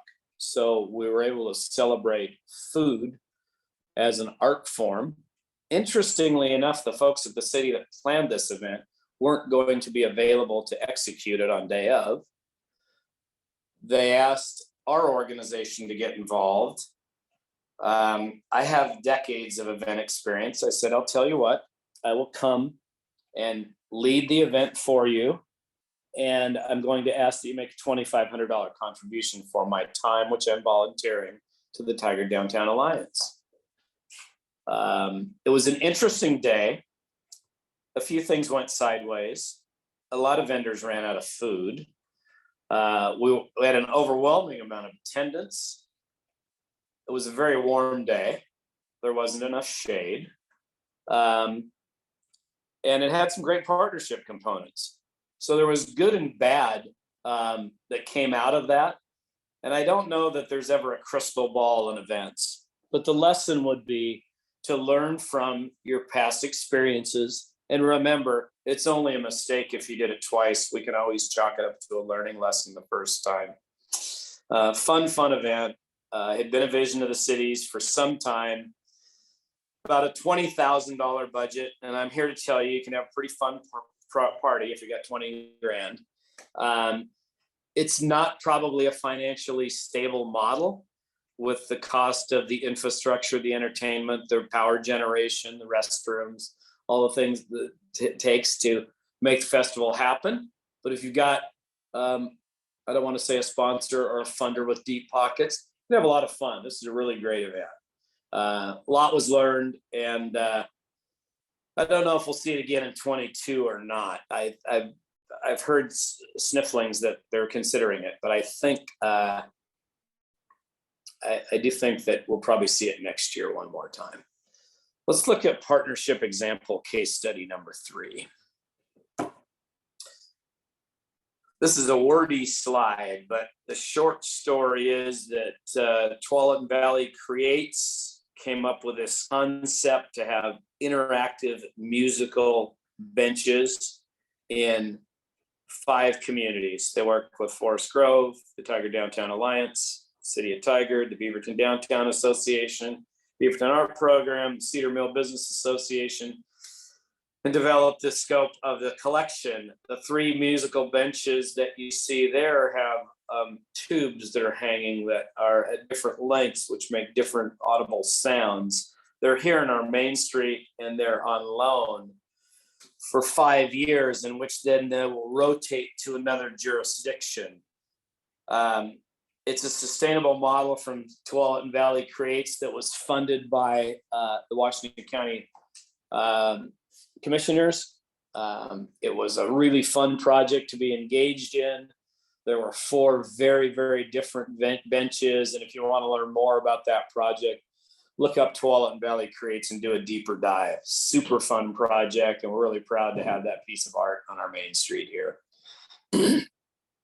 Let's look at the next slide. We're going to talk a little bit now about sustainability and some of the marketing and branding that goes along with creating sustainable events. You'll look at the graphic on the right: natural environments, economic vitality, healthy communities. Let's look at sustainability defined. Next slide, please. There are 300 definitions for sustainability, but forms of progress that meet the needs of the present without compromising the ability of future generations to meet their needs is probably a big one. We're in a very, very different time in our world today. And I borrowed this slide from a very, very old presentation, but I think this slide holds more truth today than ever. We look at planet change, global warming, fossil fuel and resources for different energy types. I'm not going to get us in the weeds there, but you get the idea. Let's look at some strategies.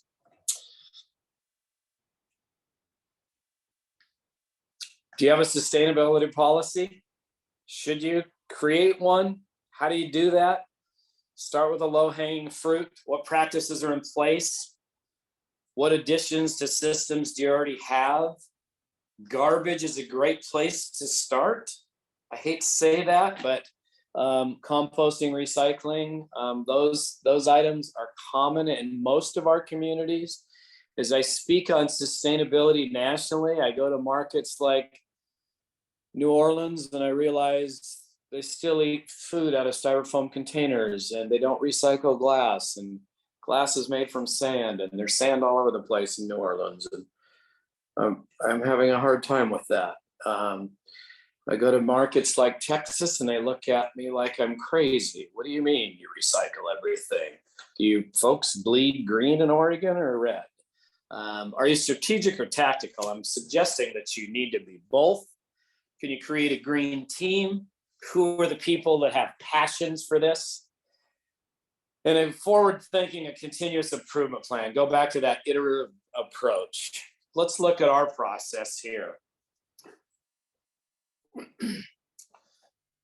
So our process is 10% more than the year before. So strategizing to continuous improvement, involving our team for your event, engaging your audience, getting their buy-in.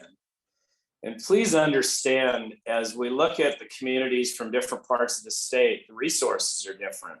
So the rules in our metro area may be much different than they are in Southeastern Oregon, for instance. There's a few more words there. If you'll click again, Caitlin.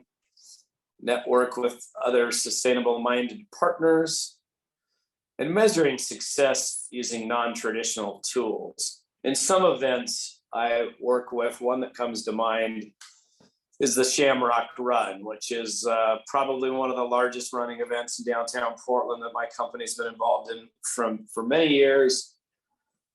They manage how much food waste they've repurposed or donated, and that's done in pounds. So many times we measure successes monetarily. I'm suggesting that you use non-traditional methods of thinking there. Let's look at the next slide. You may or may not be familiar with the triple bottom line concept, but again, the meat in the slide is in the overlap. The environmental, the social, and the economic combinations, and how we bring that sustainably to our events. Let's look at slide 27, which is concepts to consider. That is my good friend, Zach Lopez on the right, who is now a teenage boy. Oh my goodness. Are you donating your leftover foods from your events? If you're not, you should be. Do you have a waste stream management plan? Understanding what kind of waste stream components are available in your area is very, very important. Buying locally and seasonally is always a good thing. We'll talk about the rule of R's. We're going to look about some durable serviceware options versus disposables. I'll touch briefly on zero waste events and look at transportation incentives as well. Let's look at the next slide together. EOLP, what the heck is EOLP? I'm here to share with you that my company catered a party for a little company that just got bought out by Campbell's a few years ago, Pacific Soy Foods. They do the Tetra Pak organic bone broths and the soy milk in the cartons. And a huge mission in their plant to point towards sustainability. We catered a party for over 700 attendees, and we had just a bag and a half of garbage. How do we do that? We created an EOLP, end of life plan. We want an end of life plan on the front side of the event for everything that is incoming. Obviously, identifying our waste stream management goals is first and foremost. I don't think there's anything truly as zero waste events. Moving towards less waste moves the needle towards zero waste. And a bag and a half of garbage on 700 attendees is fairly impressive. But understanding every component that's coming into the event and where is that component going to go on the backside. And I have to talk about manned versus guest-driven garbage stations.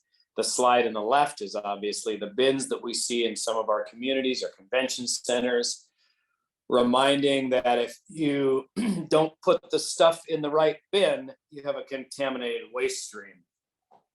So having a staff person at that station helping is a good idea. Sometimes that's a volunteer, sometimes that's paid staff. And on the slide on the right, in true zero waste fashion, we never let the guest handle the garbage. We remove it, we take it to the back of the house, we sort it. That is how you get closer to zero waste. Our staff is trained, we know what bucket everything goes into, what bin, whether it's food compost, whether it's that wooden plate That wooden plate, interestingly enough, now used to be able to go into our food compost. Now it goes to the bark dust plant because it's a wooden plate, so they can chew it up and turn it into garden mulch. Let's look at the next slide together, please. The rule of R's is always fun to remind people of. Reuse, rent, reduce, recycle. Remember the term upcycle as well. I love the graphic on the right where we've got that furniture made from pallets. Can we resell it or re-gift it? Can we repurpose it? The rule of R's is always going to be our friend in how to dispose of some of the things that we brought in to enhance our events. Let's look at the next slide, please. Service items. I mentioned styrofoam. It's still out there. Durables, that lower slide on the left, is probably one of the greenest solutions. I get into conversations with people that talk about the fuel that it takes to bring to the event, the crates and the soap that it takes to clean them. We're really starting to split hairs there. Choose a lane and do what makes best sense for you. Durables are expensive. We recently were working on our farm to table dinner here locally. It costs $20 a head just to sit down. When I say it costs $20 a head just to sit down, the tables, the chairs, the linens, the durables. So durables are expensive. Disposables, this top slide, this picture on the top right, that's a plate that's wooden. It's made from bamboo. The spelling is B-A-M-B-U. It was a brainchild here in Lake Oswego, Oregon. Product comes from China. It's a fast growing resource. It's a wonderful sturdy plate. The plate underneath that's called leafware. It's made from fallen palm leaves. The difference between the two wooden plates, the one on the top, very clean. Every plate looks the same. We look at the ones in the bottom. No two plates look alike. And then pointing towards things like Pickathon, where you buy a dish. Can you see that in my dish that I'm holding up? Or not? Can't see that.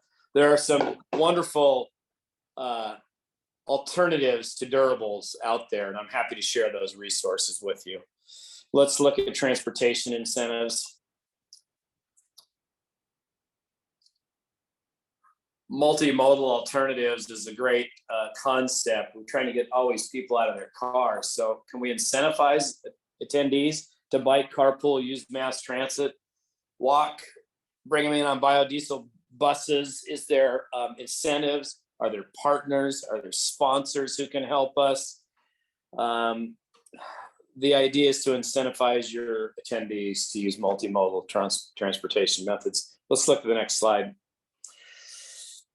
Locavore is the new term. Locavore means food that's sourced locally. What's your region's food wealth look like?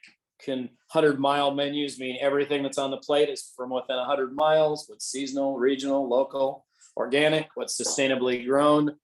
Let's look at the next slide, please. There's a few additional resources for you. And let's bounce on to Q&A and that last slide, Caitlin.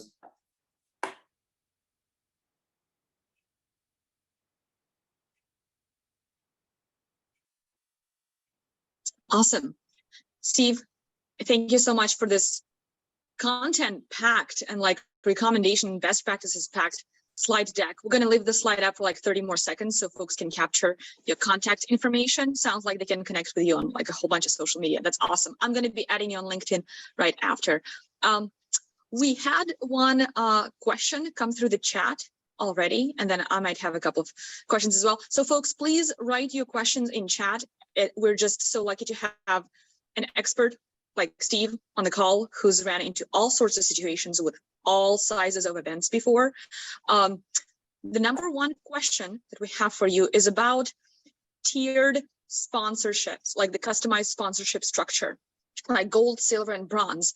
So it has an opportunity to create what somebody said as a stickier relationships and like longer term commitments. So the question for you is, how do you navigate that? And is there a type of events that's better for customized sponsorships in general?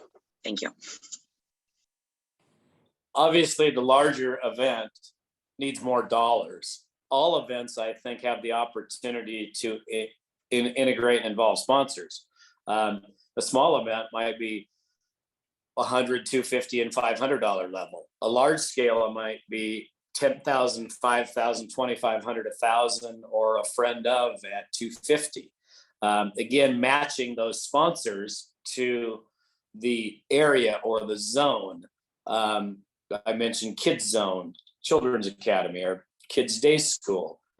It's important to, I sold the title sponsorship to our street fair mistakenly twice. I sent out some emails and I said, hey, be our title sponsor. And 2 folks came back and said, we want to be the title sponsor. And I'm like, oh dear, what have I done? And then I recognized, well, I had a car dealer and I had a new living complex. And I nicely told both of them that we do not offer exclusivity per category. So instead of raising $3,500 in title sponsorship fees for our street fair that year, I raised $7,000. Car dealer, housing component, non-competing businesses. Now, certainly I wouldn't put Landmark, Ford, and Car Chevrolet in the same bucket.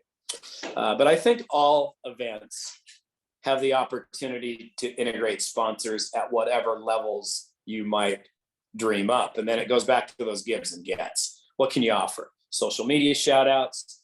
Can you put together a social media toolkit?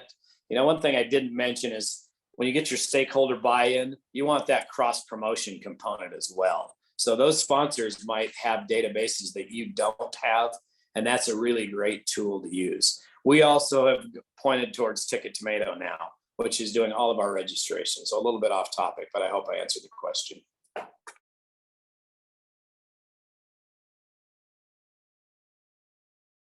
So today we're going to be talking about email marketing best practices.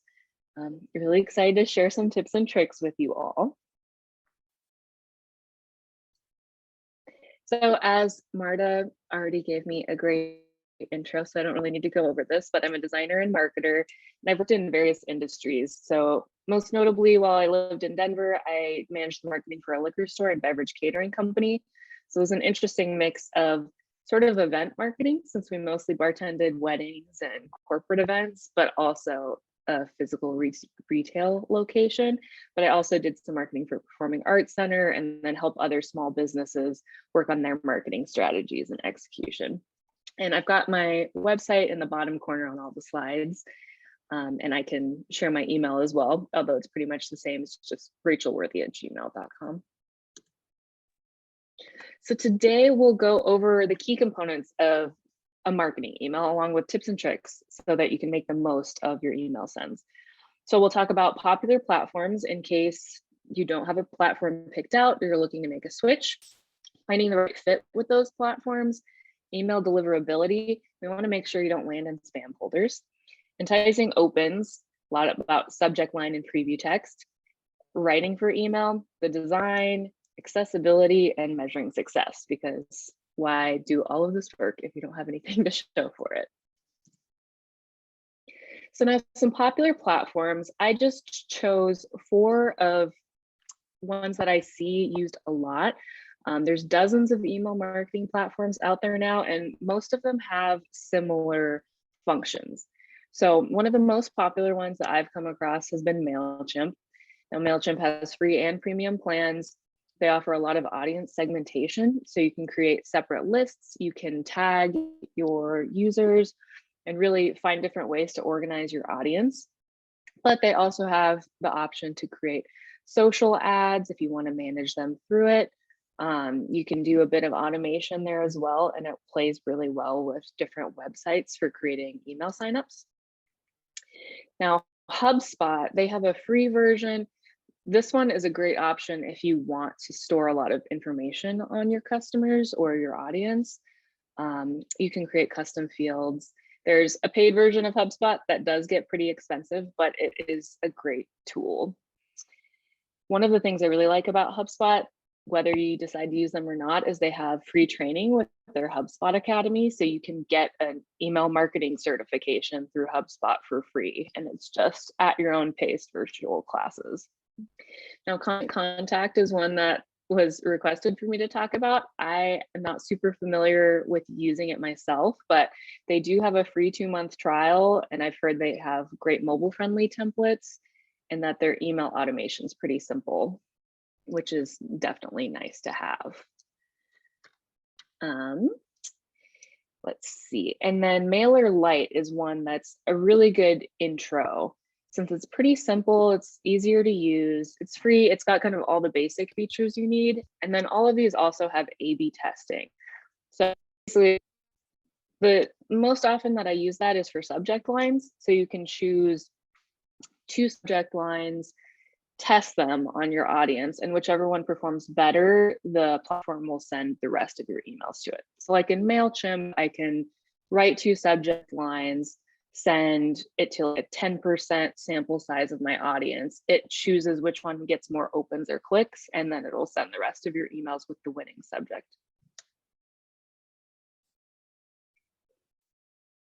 Now, finding the right fit. So if you don't already have an email marketing platform, which you probably do, things you'll want to pay attention to are audience size, how many contacts that you're going to be importing. Some of them have limits, especially for free accounts. A lot of times it's like 500, 1,000, or 2,000 audience members. Then how many email sends you're planning on sending per month. Some platforms charge you based on how many emails you're sending, and that's the individual number of emails. So the audience number multiplied by how many times you're sending per month. And then if you have any necessary integrations, there's a lot of integration options in MailChimp now. If you have e-commerce or I think even like calendar sort of functions. And then added features, if there's something else that you want to manage within your email marketing platform, like if you want to do kind of a simplified view of your social ads via MailChimp. Now, deliverability might not sound like the most exciting piece of this, but if you don't pay attention to the deliverability, your email might not get through. Now, this part is probably the most technical aspect of the presentation, but the first step is choosing your from email address. And most of you probably already have this determined, but you'll want to choose an email that's easily recognizable to the audience. And you'll want it to have the same domain name as your website. This tells them that it's legitimate. One of the things I was reading said that 69% of people will mark email as spam just based on the subject line if it looks too spammy. So the second thing I look at is the from email address. And if I see that an email is from like Gmail or Yahoo or AOL, and it's supposed to be from like a reputable organization, I'm likely to mark it as junk mail. So you'll want to choose one with your domain name. And you can also set up what email you want people to reply to if they reply to your email marketing campaigns. So if it's different than like hello@domain.com, you can send it directly to whoever's managing those replies. Now, the more technical element is verifying your domain. Hopefully, if you have an IT or webmaster, or this is also something that I can help with, but most platforms offer a way to do this. MailChimp has a pretty comprehensive guide, but it involves logging into your website's DNS settings on your domain and basically adding extra entries. So what you're doing when you do that is you're giving your email marketing platform permission to send emails on your behalf from your domain. So basically it kind of certifies it. And then you'll want to abide by CAN-SPAM rules. Now, most email marketing platforms won't let you send emails without doing this. So you're required to have an address in the footer of your emails and identify what the business name is. And audience members need to be able to unsubscribe or update their settings. Am I going too fast? Okay. All right, now writing for email. So this is the part that just takes a lot of practice, but there are some key tips to just keep in mind. You'll want to use actionable language. So anytime you're sending an email, it's because you want something from your audience, whether it's that they're registering for an event, if you want to send them some information, whatever it is, you want to make it actionable for them. And you also want to use an active tense. And what I mean by that is you don't want things to be past tense or kind of wishy-washy language. It's kind of like in journalism, you always want to write things with like basically noun, verb, you know, keep things more exciting. You also want to be brief. Attention spans are short, so you don't want to write a super long email. I don't know anybody that will read a really long email. And even my godfather will send me a super long email about their endurance horseback ride trip, and he sends it to like everybody he knows, and it's too much. I can't. So you'll want to prioritize the clarity before catchiness. So while you want to have some fun language in there that keeps people engaged, you really want to make sure that you're communicating clearly what you want from your audience or what you're trying to give to them. Personalizing when possible, depending on how you had people sign up for your email list. Ideally, you do want to capture their first and last name in addition to their email. If you haven't, it's no big deal. But if you do have that information, when you import it into your email marketing platform, you can use these things called merge tags, and you can basically place in whoever's name. So you can do like in MailChimp, it's like an asterisk, a pipe, F name, pipe, asterisk again, and it automatically puts that in based on who you're sending the email to. And you can use that in subject lines as well. But apart from that really literal form of personalization, you want to make sure that you're speaking to the audience's interests and, you know, what's valuable to them. And a good way to do that is by segmenting your audience. So say you have an email list of people, maybe some of them are business owners, maybe some of them are like government officials, and then maybe some of them are journalists. You'll want to create segments within that list so that you can speak to those people a little bit differently. This ensures that you'll get the best engagement. Now, you don't have to do it, but it's just kind of amps up your open rates a little bit more. But what I would suggest is if you create an email and you kind of gear each email towards that audience. So one more towards government employees, duplicate it, tweak it for journalists, and then send it to the respective audiences. So you're communicating the same content, but you're just phrasing it in a different way that makes more sense for the recipient. Now, another thing that happens a lot, especially if it's more of like an e-commerce situation, is people talk about features when they need to talk about the benefits. Kind of like what the caterer was just saying, was you don't want to just say like, oh, here's some chicken with some sauce on it.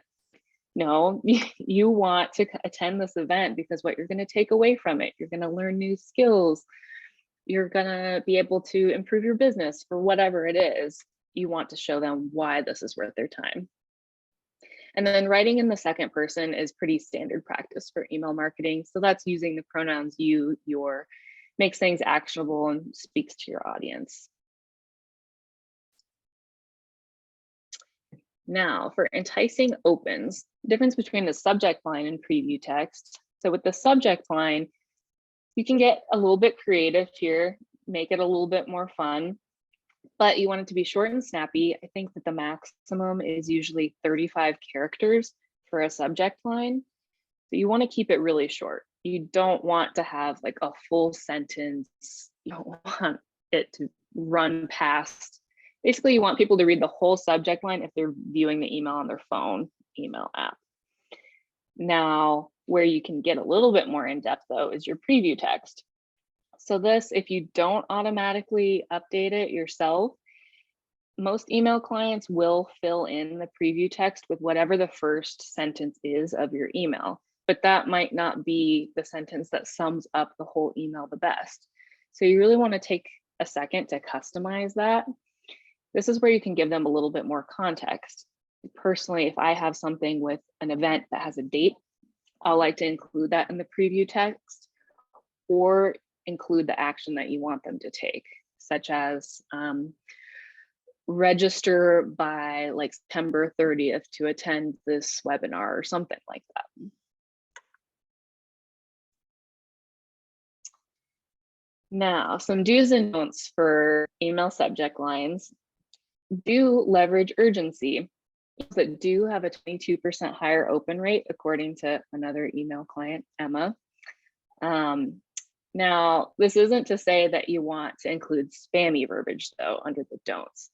So from my research, words like act now, urgent, guarantee, increase sales, limited time offer, like don't miss this, those are more often to get flagged as spam by the email clients. Now, you'll personalize these subject lines as well, whether it's including the recipient's name or speaking to their interest by segmenting your list. But another don't is don't overuse emojis or special characters. Now, if you look in your own spam folder, I'm sure you'll find some subject lines that have a bunch of like dollar signs, exclamation points, ampersands, and it's pretty clear that they're spam. So you want to really limit those. You can use them in the body of your email, but just not your subject line. And if you want to use emojis, just use one. Sometimes it can be hard to limit that, but when I did emails for the liquor store, I would add one emoji in the subject lines because it does add a nice pop of color to break up people's email inboxes. But once you start adding more than one emoji, it just looks like you're trying to be flashy.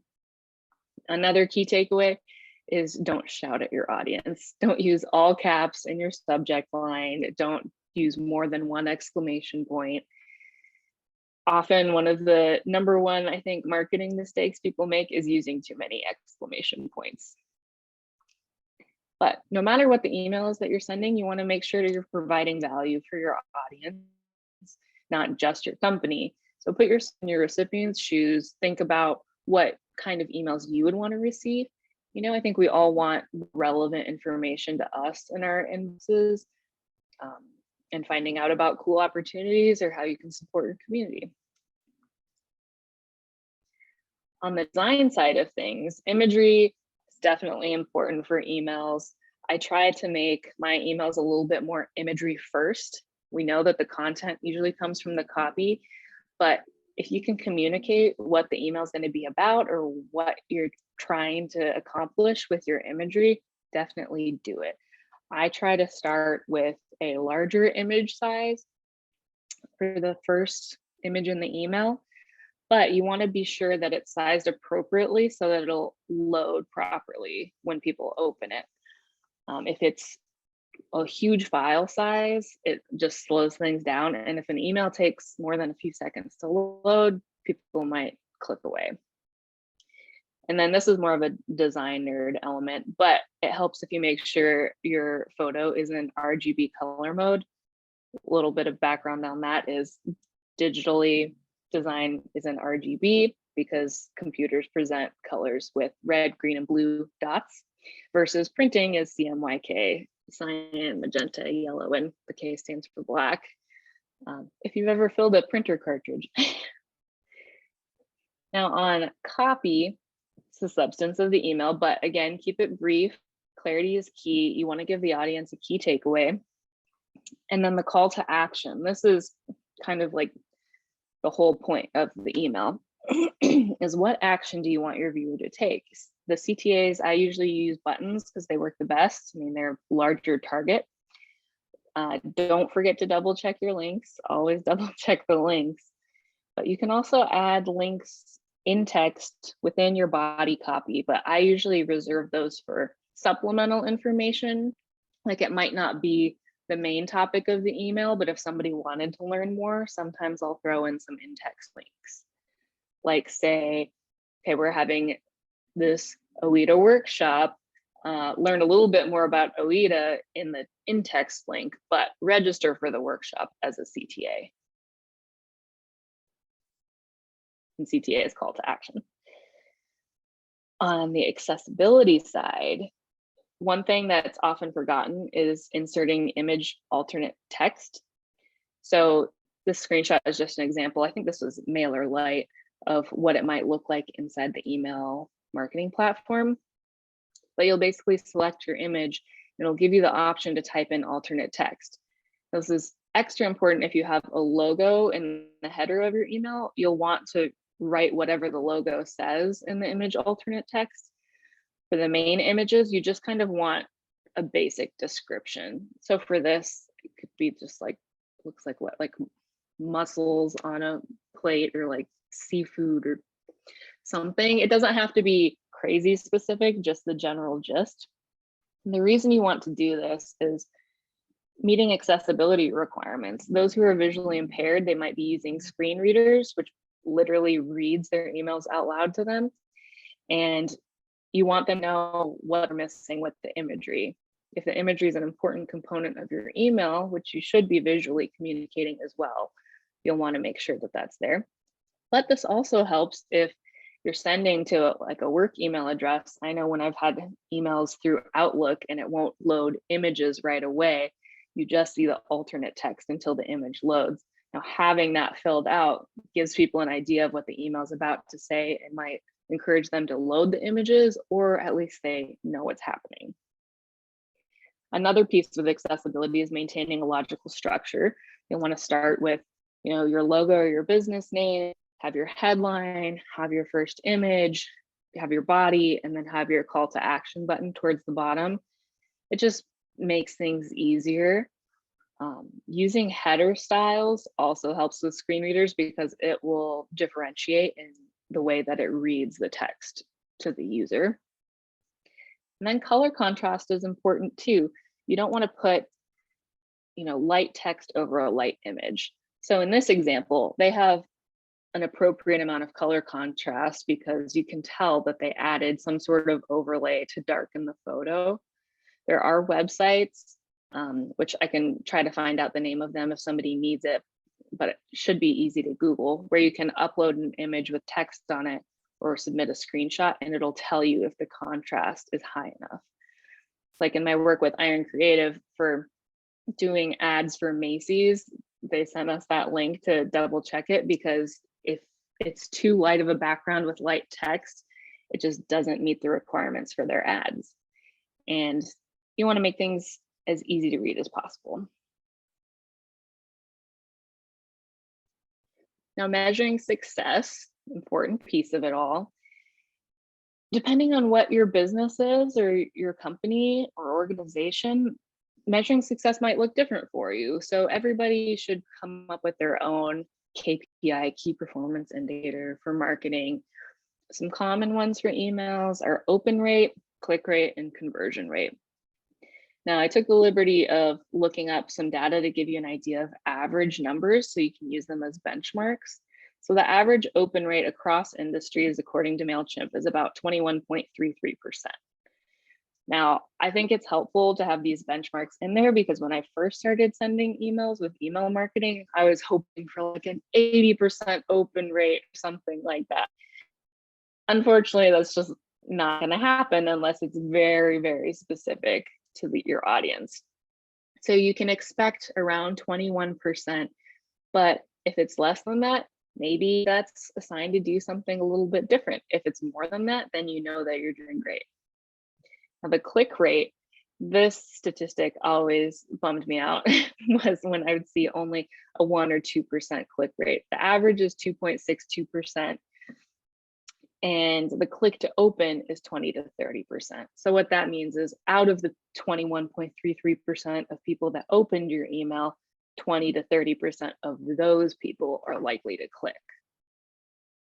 Now, conversion rate, this one is probably the most valuable, but it's also a little bit harder to track depending on what you're trying to accomplish.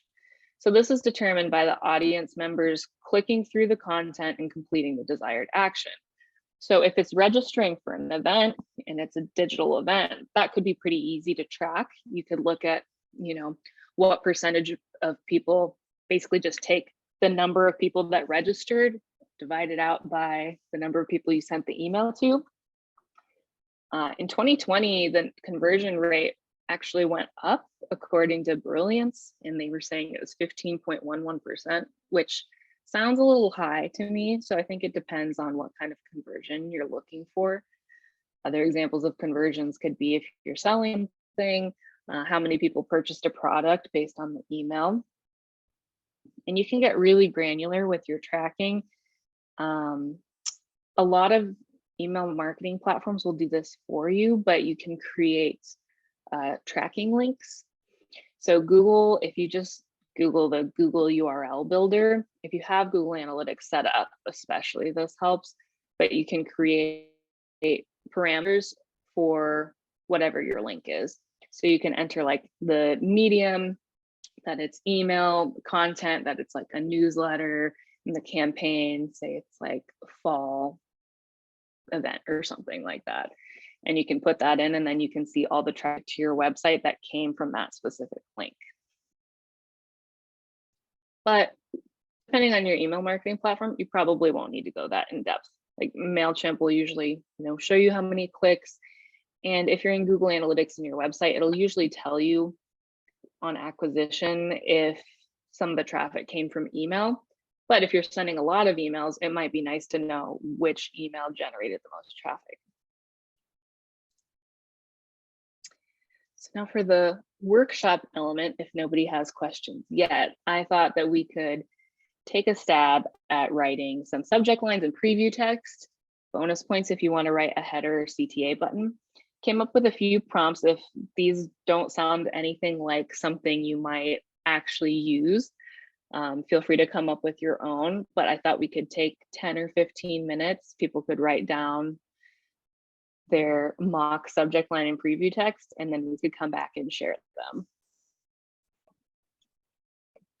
I will share with a moment of vulnerability. I just counted the characters in the last email that I sent out about Business Oregon grants, and I'm at 108 characters. And so that's embarrassing, but I had a lot of keywords to get in there. So when I send it out before the application window closes, I will definitely stick to the 35 characters.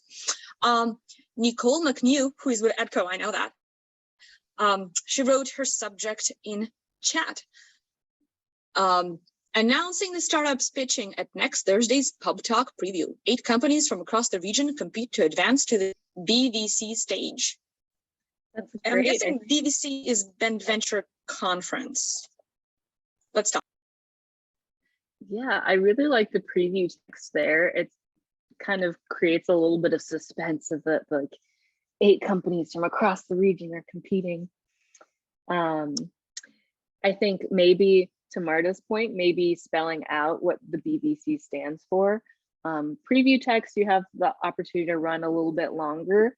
Like if you look at your emails just on your phone or in your, whatever inbox, you have a little bit more character count. I would say about a sentence. So maybe that is better to abbreviate it BVC, but you can describe it more in the email for clarity. And then I think announcing too, that creates a little bit of more of a time element, that it's a little bit exciting, and the urgency of that it's next Thursday's Pub Talk. I think that's a really good call.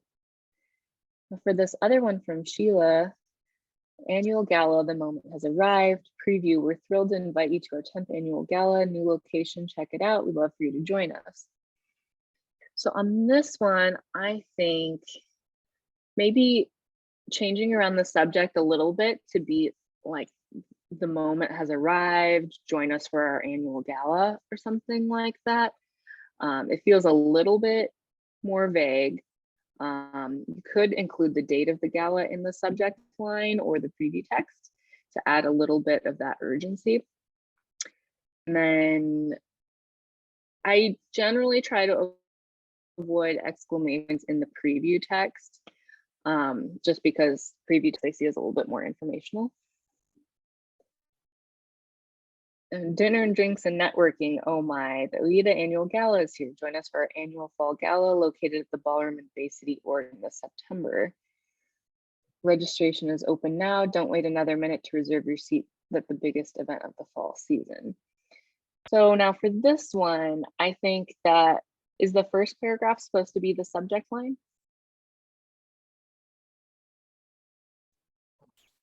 I don't know. Okay, so I think that it's a bit long for the first part to be in the subject line. I think maybe just having the dinner and drinks and networking, join us for our annual fall gala would be a good subject line. And then in the preview text, include more of the registration is open now. It's hosted in Bay City, Oregon this September. Yeah, does that make sense? Yes, that makes sense. Now the subject line, need money. Now this one I think spam filtering might grab, just because it sounds a little bit like, you know, there's some of those like scam emails that they're like, ooh, quick, easy, fast money kind of thing. So I think maybe changing that one up a little bit to be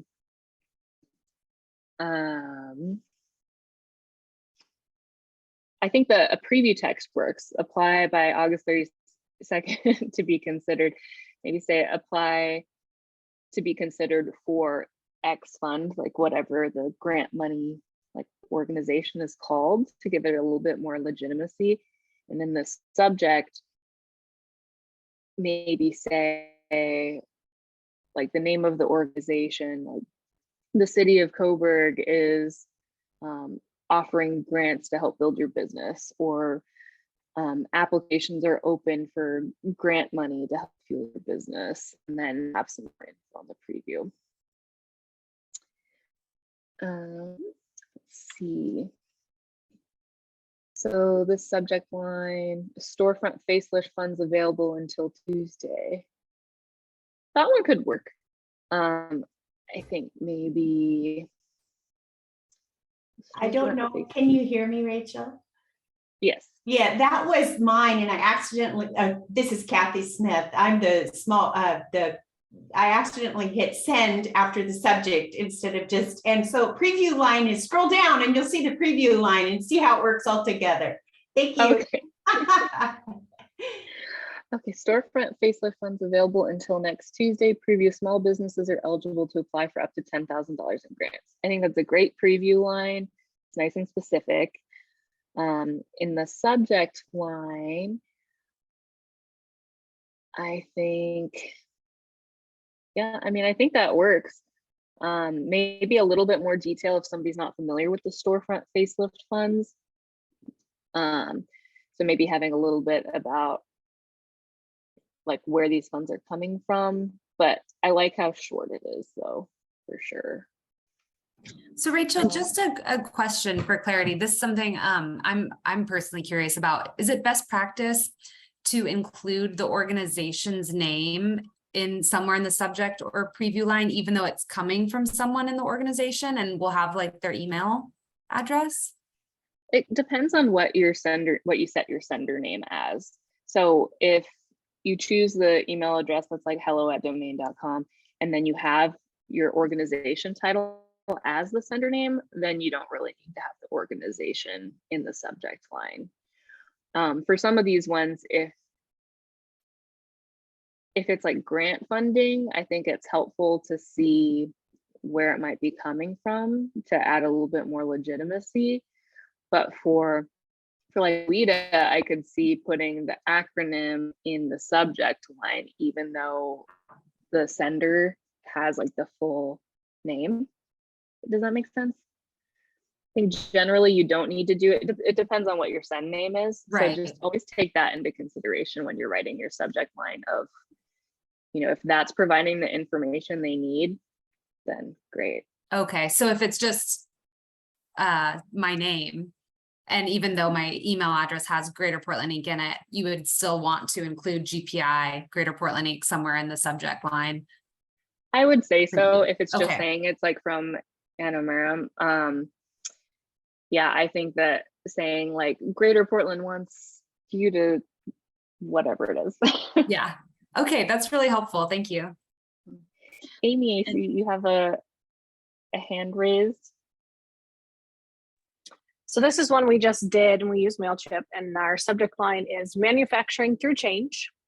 And our preview is join us to talk about issues facing manufacturing and how the region is adapting practices post-COVID.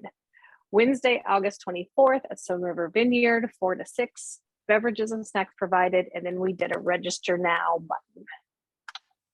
Nice. That was our subject line, our preview text, and then our button. And it actually did fairly well. It was one of the best ones we had with our open and our click rates. Nice. Well, I think you included like all of the necessary info. I will say that the preview text might have been a little bit long and that people might not have been able to see the whole thing if it was cut out. Was that information also in the body of the email? It was. Okay. Well, that's great. The length of the preview depends on if people are viewing it on their phone or on their desktop. And I will say on the phone, when I viewed it, the date was a little smudged and I had to scroll for the button. So we're still learning about scrolling and what you can see on the phone. But yes, but the preview text is something we're learning about, like going in and looking at and seeing what that is. But that was awesome. Like And MailChimp has a, oh, sorry. It just got way more clicks and opens than any of our other ones. So it was good. Great. I mean, I think adding that there's like drinks and food too is definitely a value add for people. With the preview text, MailChimp did just launch a new feature that can like automatically generate your preview text for you, which can be fun to play with, but I would definitely take a look at it and tweak it as needed. One of the things you might want to keep in mind with any of the email, something I learned in journalism school was the writing in the inverted pyramid style. So basically you want to start out with the most important information that people need to know. So having the date at like the top of your email, you know, like if it's an event, I'll usually have the headline and have the date in the subhead, just like right up there, because again, people's attention spans, if people drop off or if they run out of time to read the email, you want them to have the necessary information right away. So that could kind of apply to having the date in the preview text. You'd want to have it a little bit earlier just to make sure it doesn't get cut off. Let's see. Have one from Marta. Unmet infrastructure needs help guide my work. Preview. Requesting your feedback to schedule regional development officers outreach activities in your community in 2023. Maybe for the subject line, I like the unmet infrastructure needs question. Instead of help guide my work, maybe make your voice heard, or like make an impact on future funding or something like that, to make it a little bit more about them. So unless more they're empowering. Yeah, people like things to be about them, so try to gear things that way. Unless they're really familiar with your email address and you know your audience knows you pretty well. If you say like help us, it feels like they're doing you a favor, versus if we rephrase it to be like have your voice heard or you know make an impact, then they feel like they're doing something important. And then so this one, subject coming small business recovery grants. I think having 2 exclamation points might be a little bit too much. Maybe saying like something more specific of like, instead of just coming soon sort of thing, maybe like coming this fall, like small business recovery grants, or coming, or whatever the month is, if you have that information, I think it'd be helpful to just make it a little bit more timely. And if you see lower in the thread, Karina actually corrected it after we talked about Anna's question, which is, should you mention your organization's name in there? So Karina rewrote it. That was awesome. Oh, okay, now I see it. Small business recovery grants coming. Preview small business recovery grants up to $10,000 will be available 9/7/2022.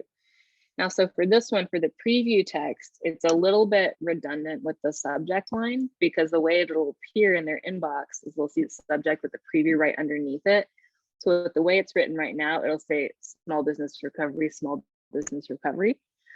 So I would suggest doing maybe like small business recovery grants coming fall 2022 or something like that. And then the preview, just taking out the small business recovery grants part and just saying up to $10,000 will be available this date, and then maybe saying like to what sort of candidates would be applying.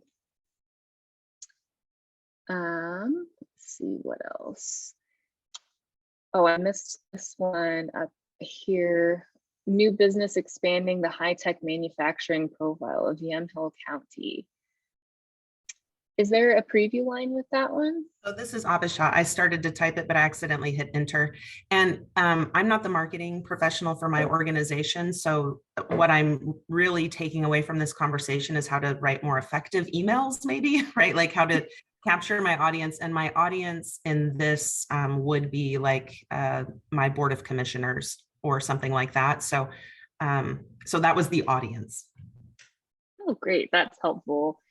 Well, I think it definitely works for that audience then, since it's a bit more specific. And I can share what I guess called the preview part. Yeah. Please join me in welcoming Acme Company as they expand their operations in our community. Their 200,000 square foot facility will boast cutting edge industry equipment and provide 100 jobs with a minimum annual wage of $90,000. I know that was too long now that I'm listening to you, but maybe that please join me in welcoming them to our community. Yeah, I like the please join me in welcoming and like the name of the company. I think that's really helpful because I always like to get a little bit of a takeaway from the preview text, and knowing a little bit more makes them more likely to open. So I think that works really well. I think the subject line might be just a tiny bit long. Yeah.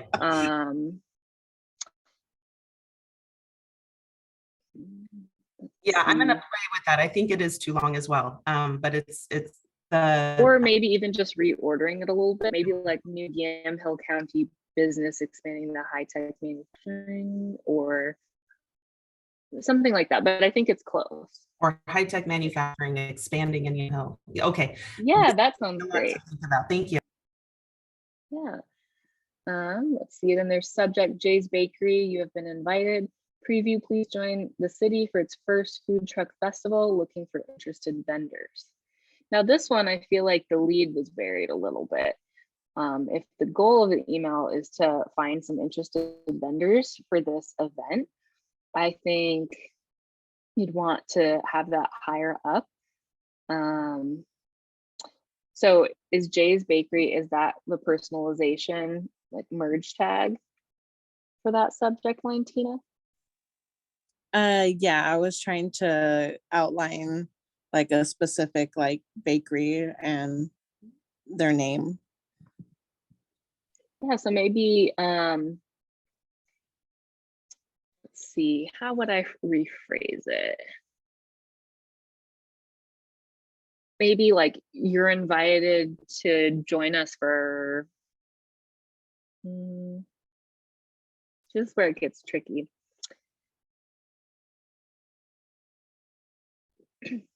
Maybe like Jay's Bakery, like interested in joining the city's first food truck festival, something a little bit more specific in the subject line than you've been invited, just to kind of gauge the interest. So, I mean, or just switching it around, like join us for the city's first food truck festival. And then in the preview text, Jay's Bakery, we're looking for interested vendors or something like that. Okay. I'll switch that up. Okay. And then one from Brandy, let's see, subject CCD Community Resource Development Program has launched. Preview, assistance for tribes, cities, counties, special districts, and nonprofit organizations. I think I would just flip-flop those and have the subject line be assistance for tribes, cities, counties, special districts, and nonprofit organizations available. And then in the preview text, say the CCD Community Resource Development Program has recently launched, and then really delve in the body of the email. So Rachel, this reminds me a lot of when I was a reporter and I would be writing a story And I would often, so that the first sentence I would write for a story, I would often end up deleting because it didn't actually contain any information that was necessary for the story. And my real lead was always my second sentence because it had all the pithy information. So I wonder if that's just a good tip or takeaway, is sometimes like the second sentence that you write is maybe contains all that good meaty information. And so maybe just flipping subject and preview and just seeing what that looks like sometimes is, I think, a good little exercise.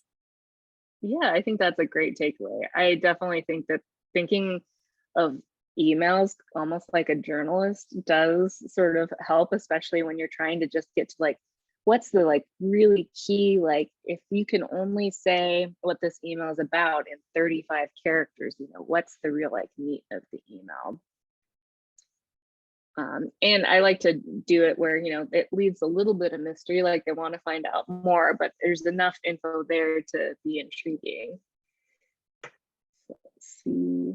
Another one from Karina. So should I say Clackamas County Small Business Recovery Grants? Clackamas County has small business recovery grants available. I would say maybe for the subject, Clackamas County is now offering small business recovery, or apply today for small business recovery grants from Clackamas County. And then in the preview, say like new grants have become available, apply by X date, and give them a deadline to add some urgency. This one's subject, new sandwich restaurant opens downtown, preview line, Valiant the sandwich brings big fat sandwiches to Court Street. Let's see. I think swapping that one again, I think maybe the subject line being like Valiant sandwiches bringing big fat sandwiches to Court Street, and then in the preview text saying new restaurant opening downtown and maybe the date, or just that it's opening downtown. Or actually maybe for the subject line, I would say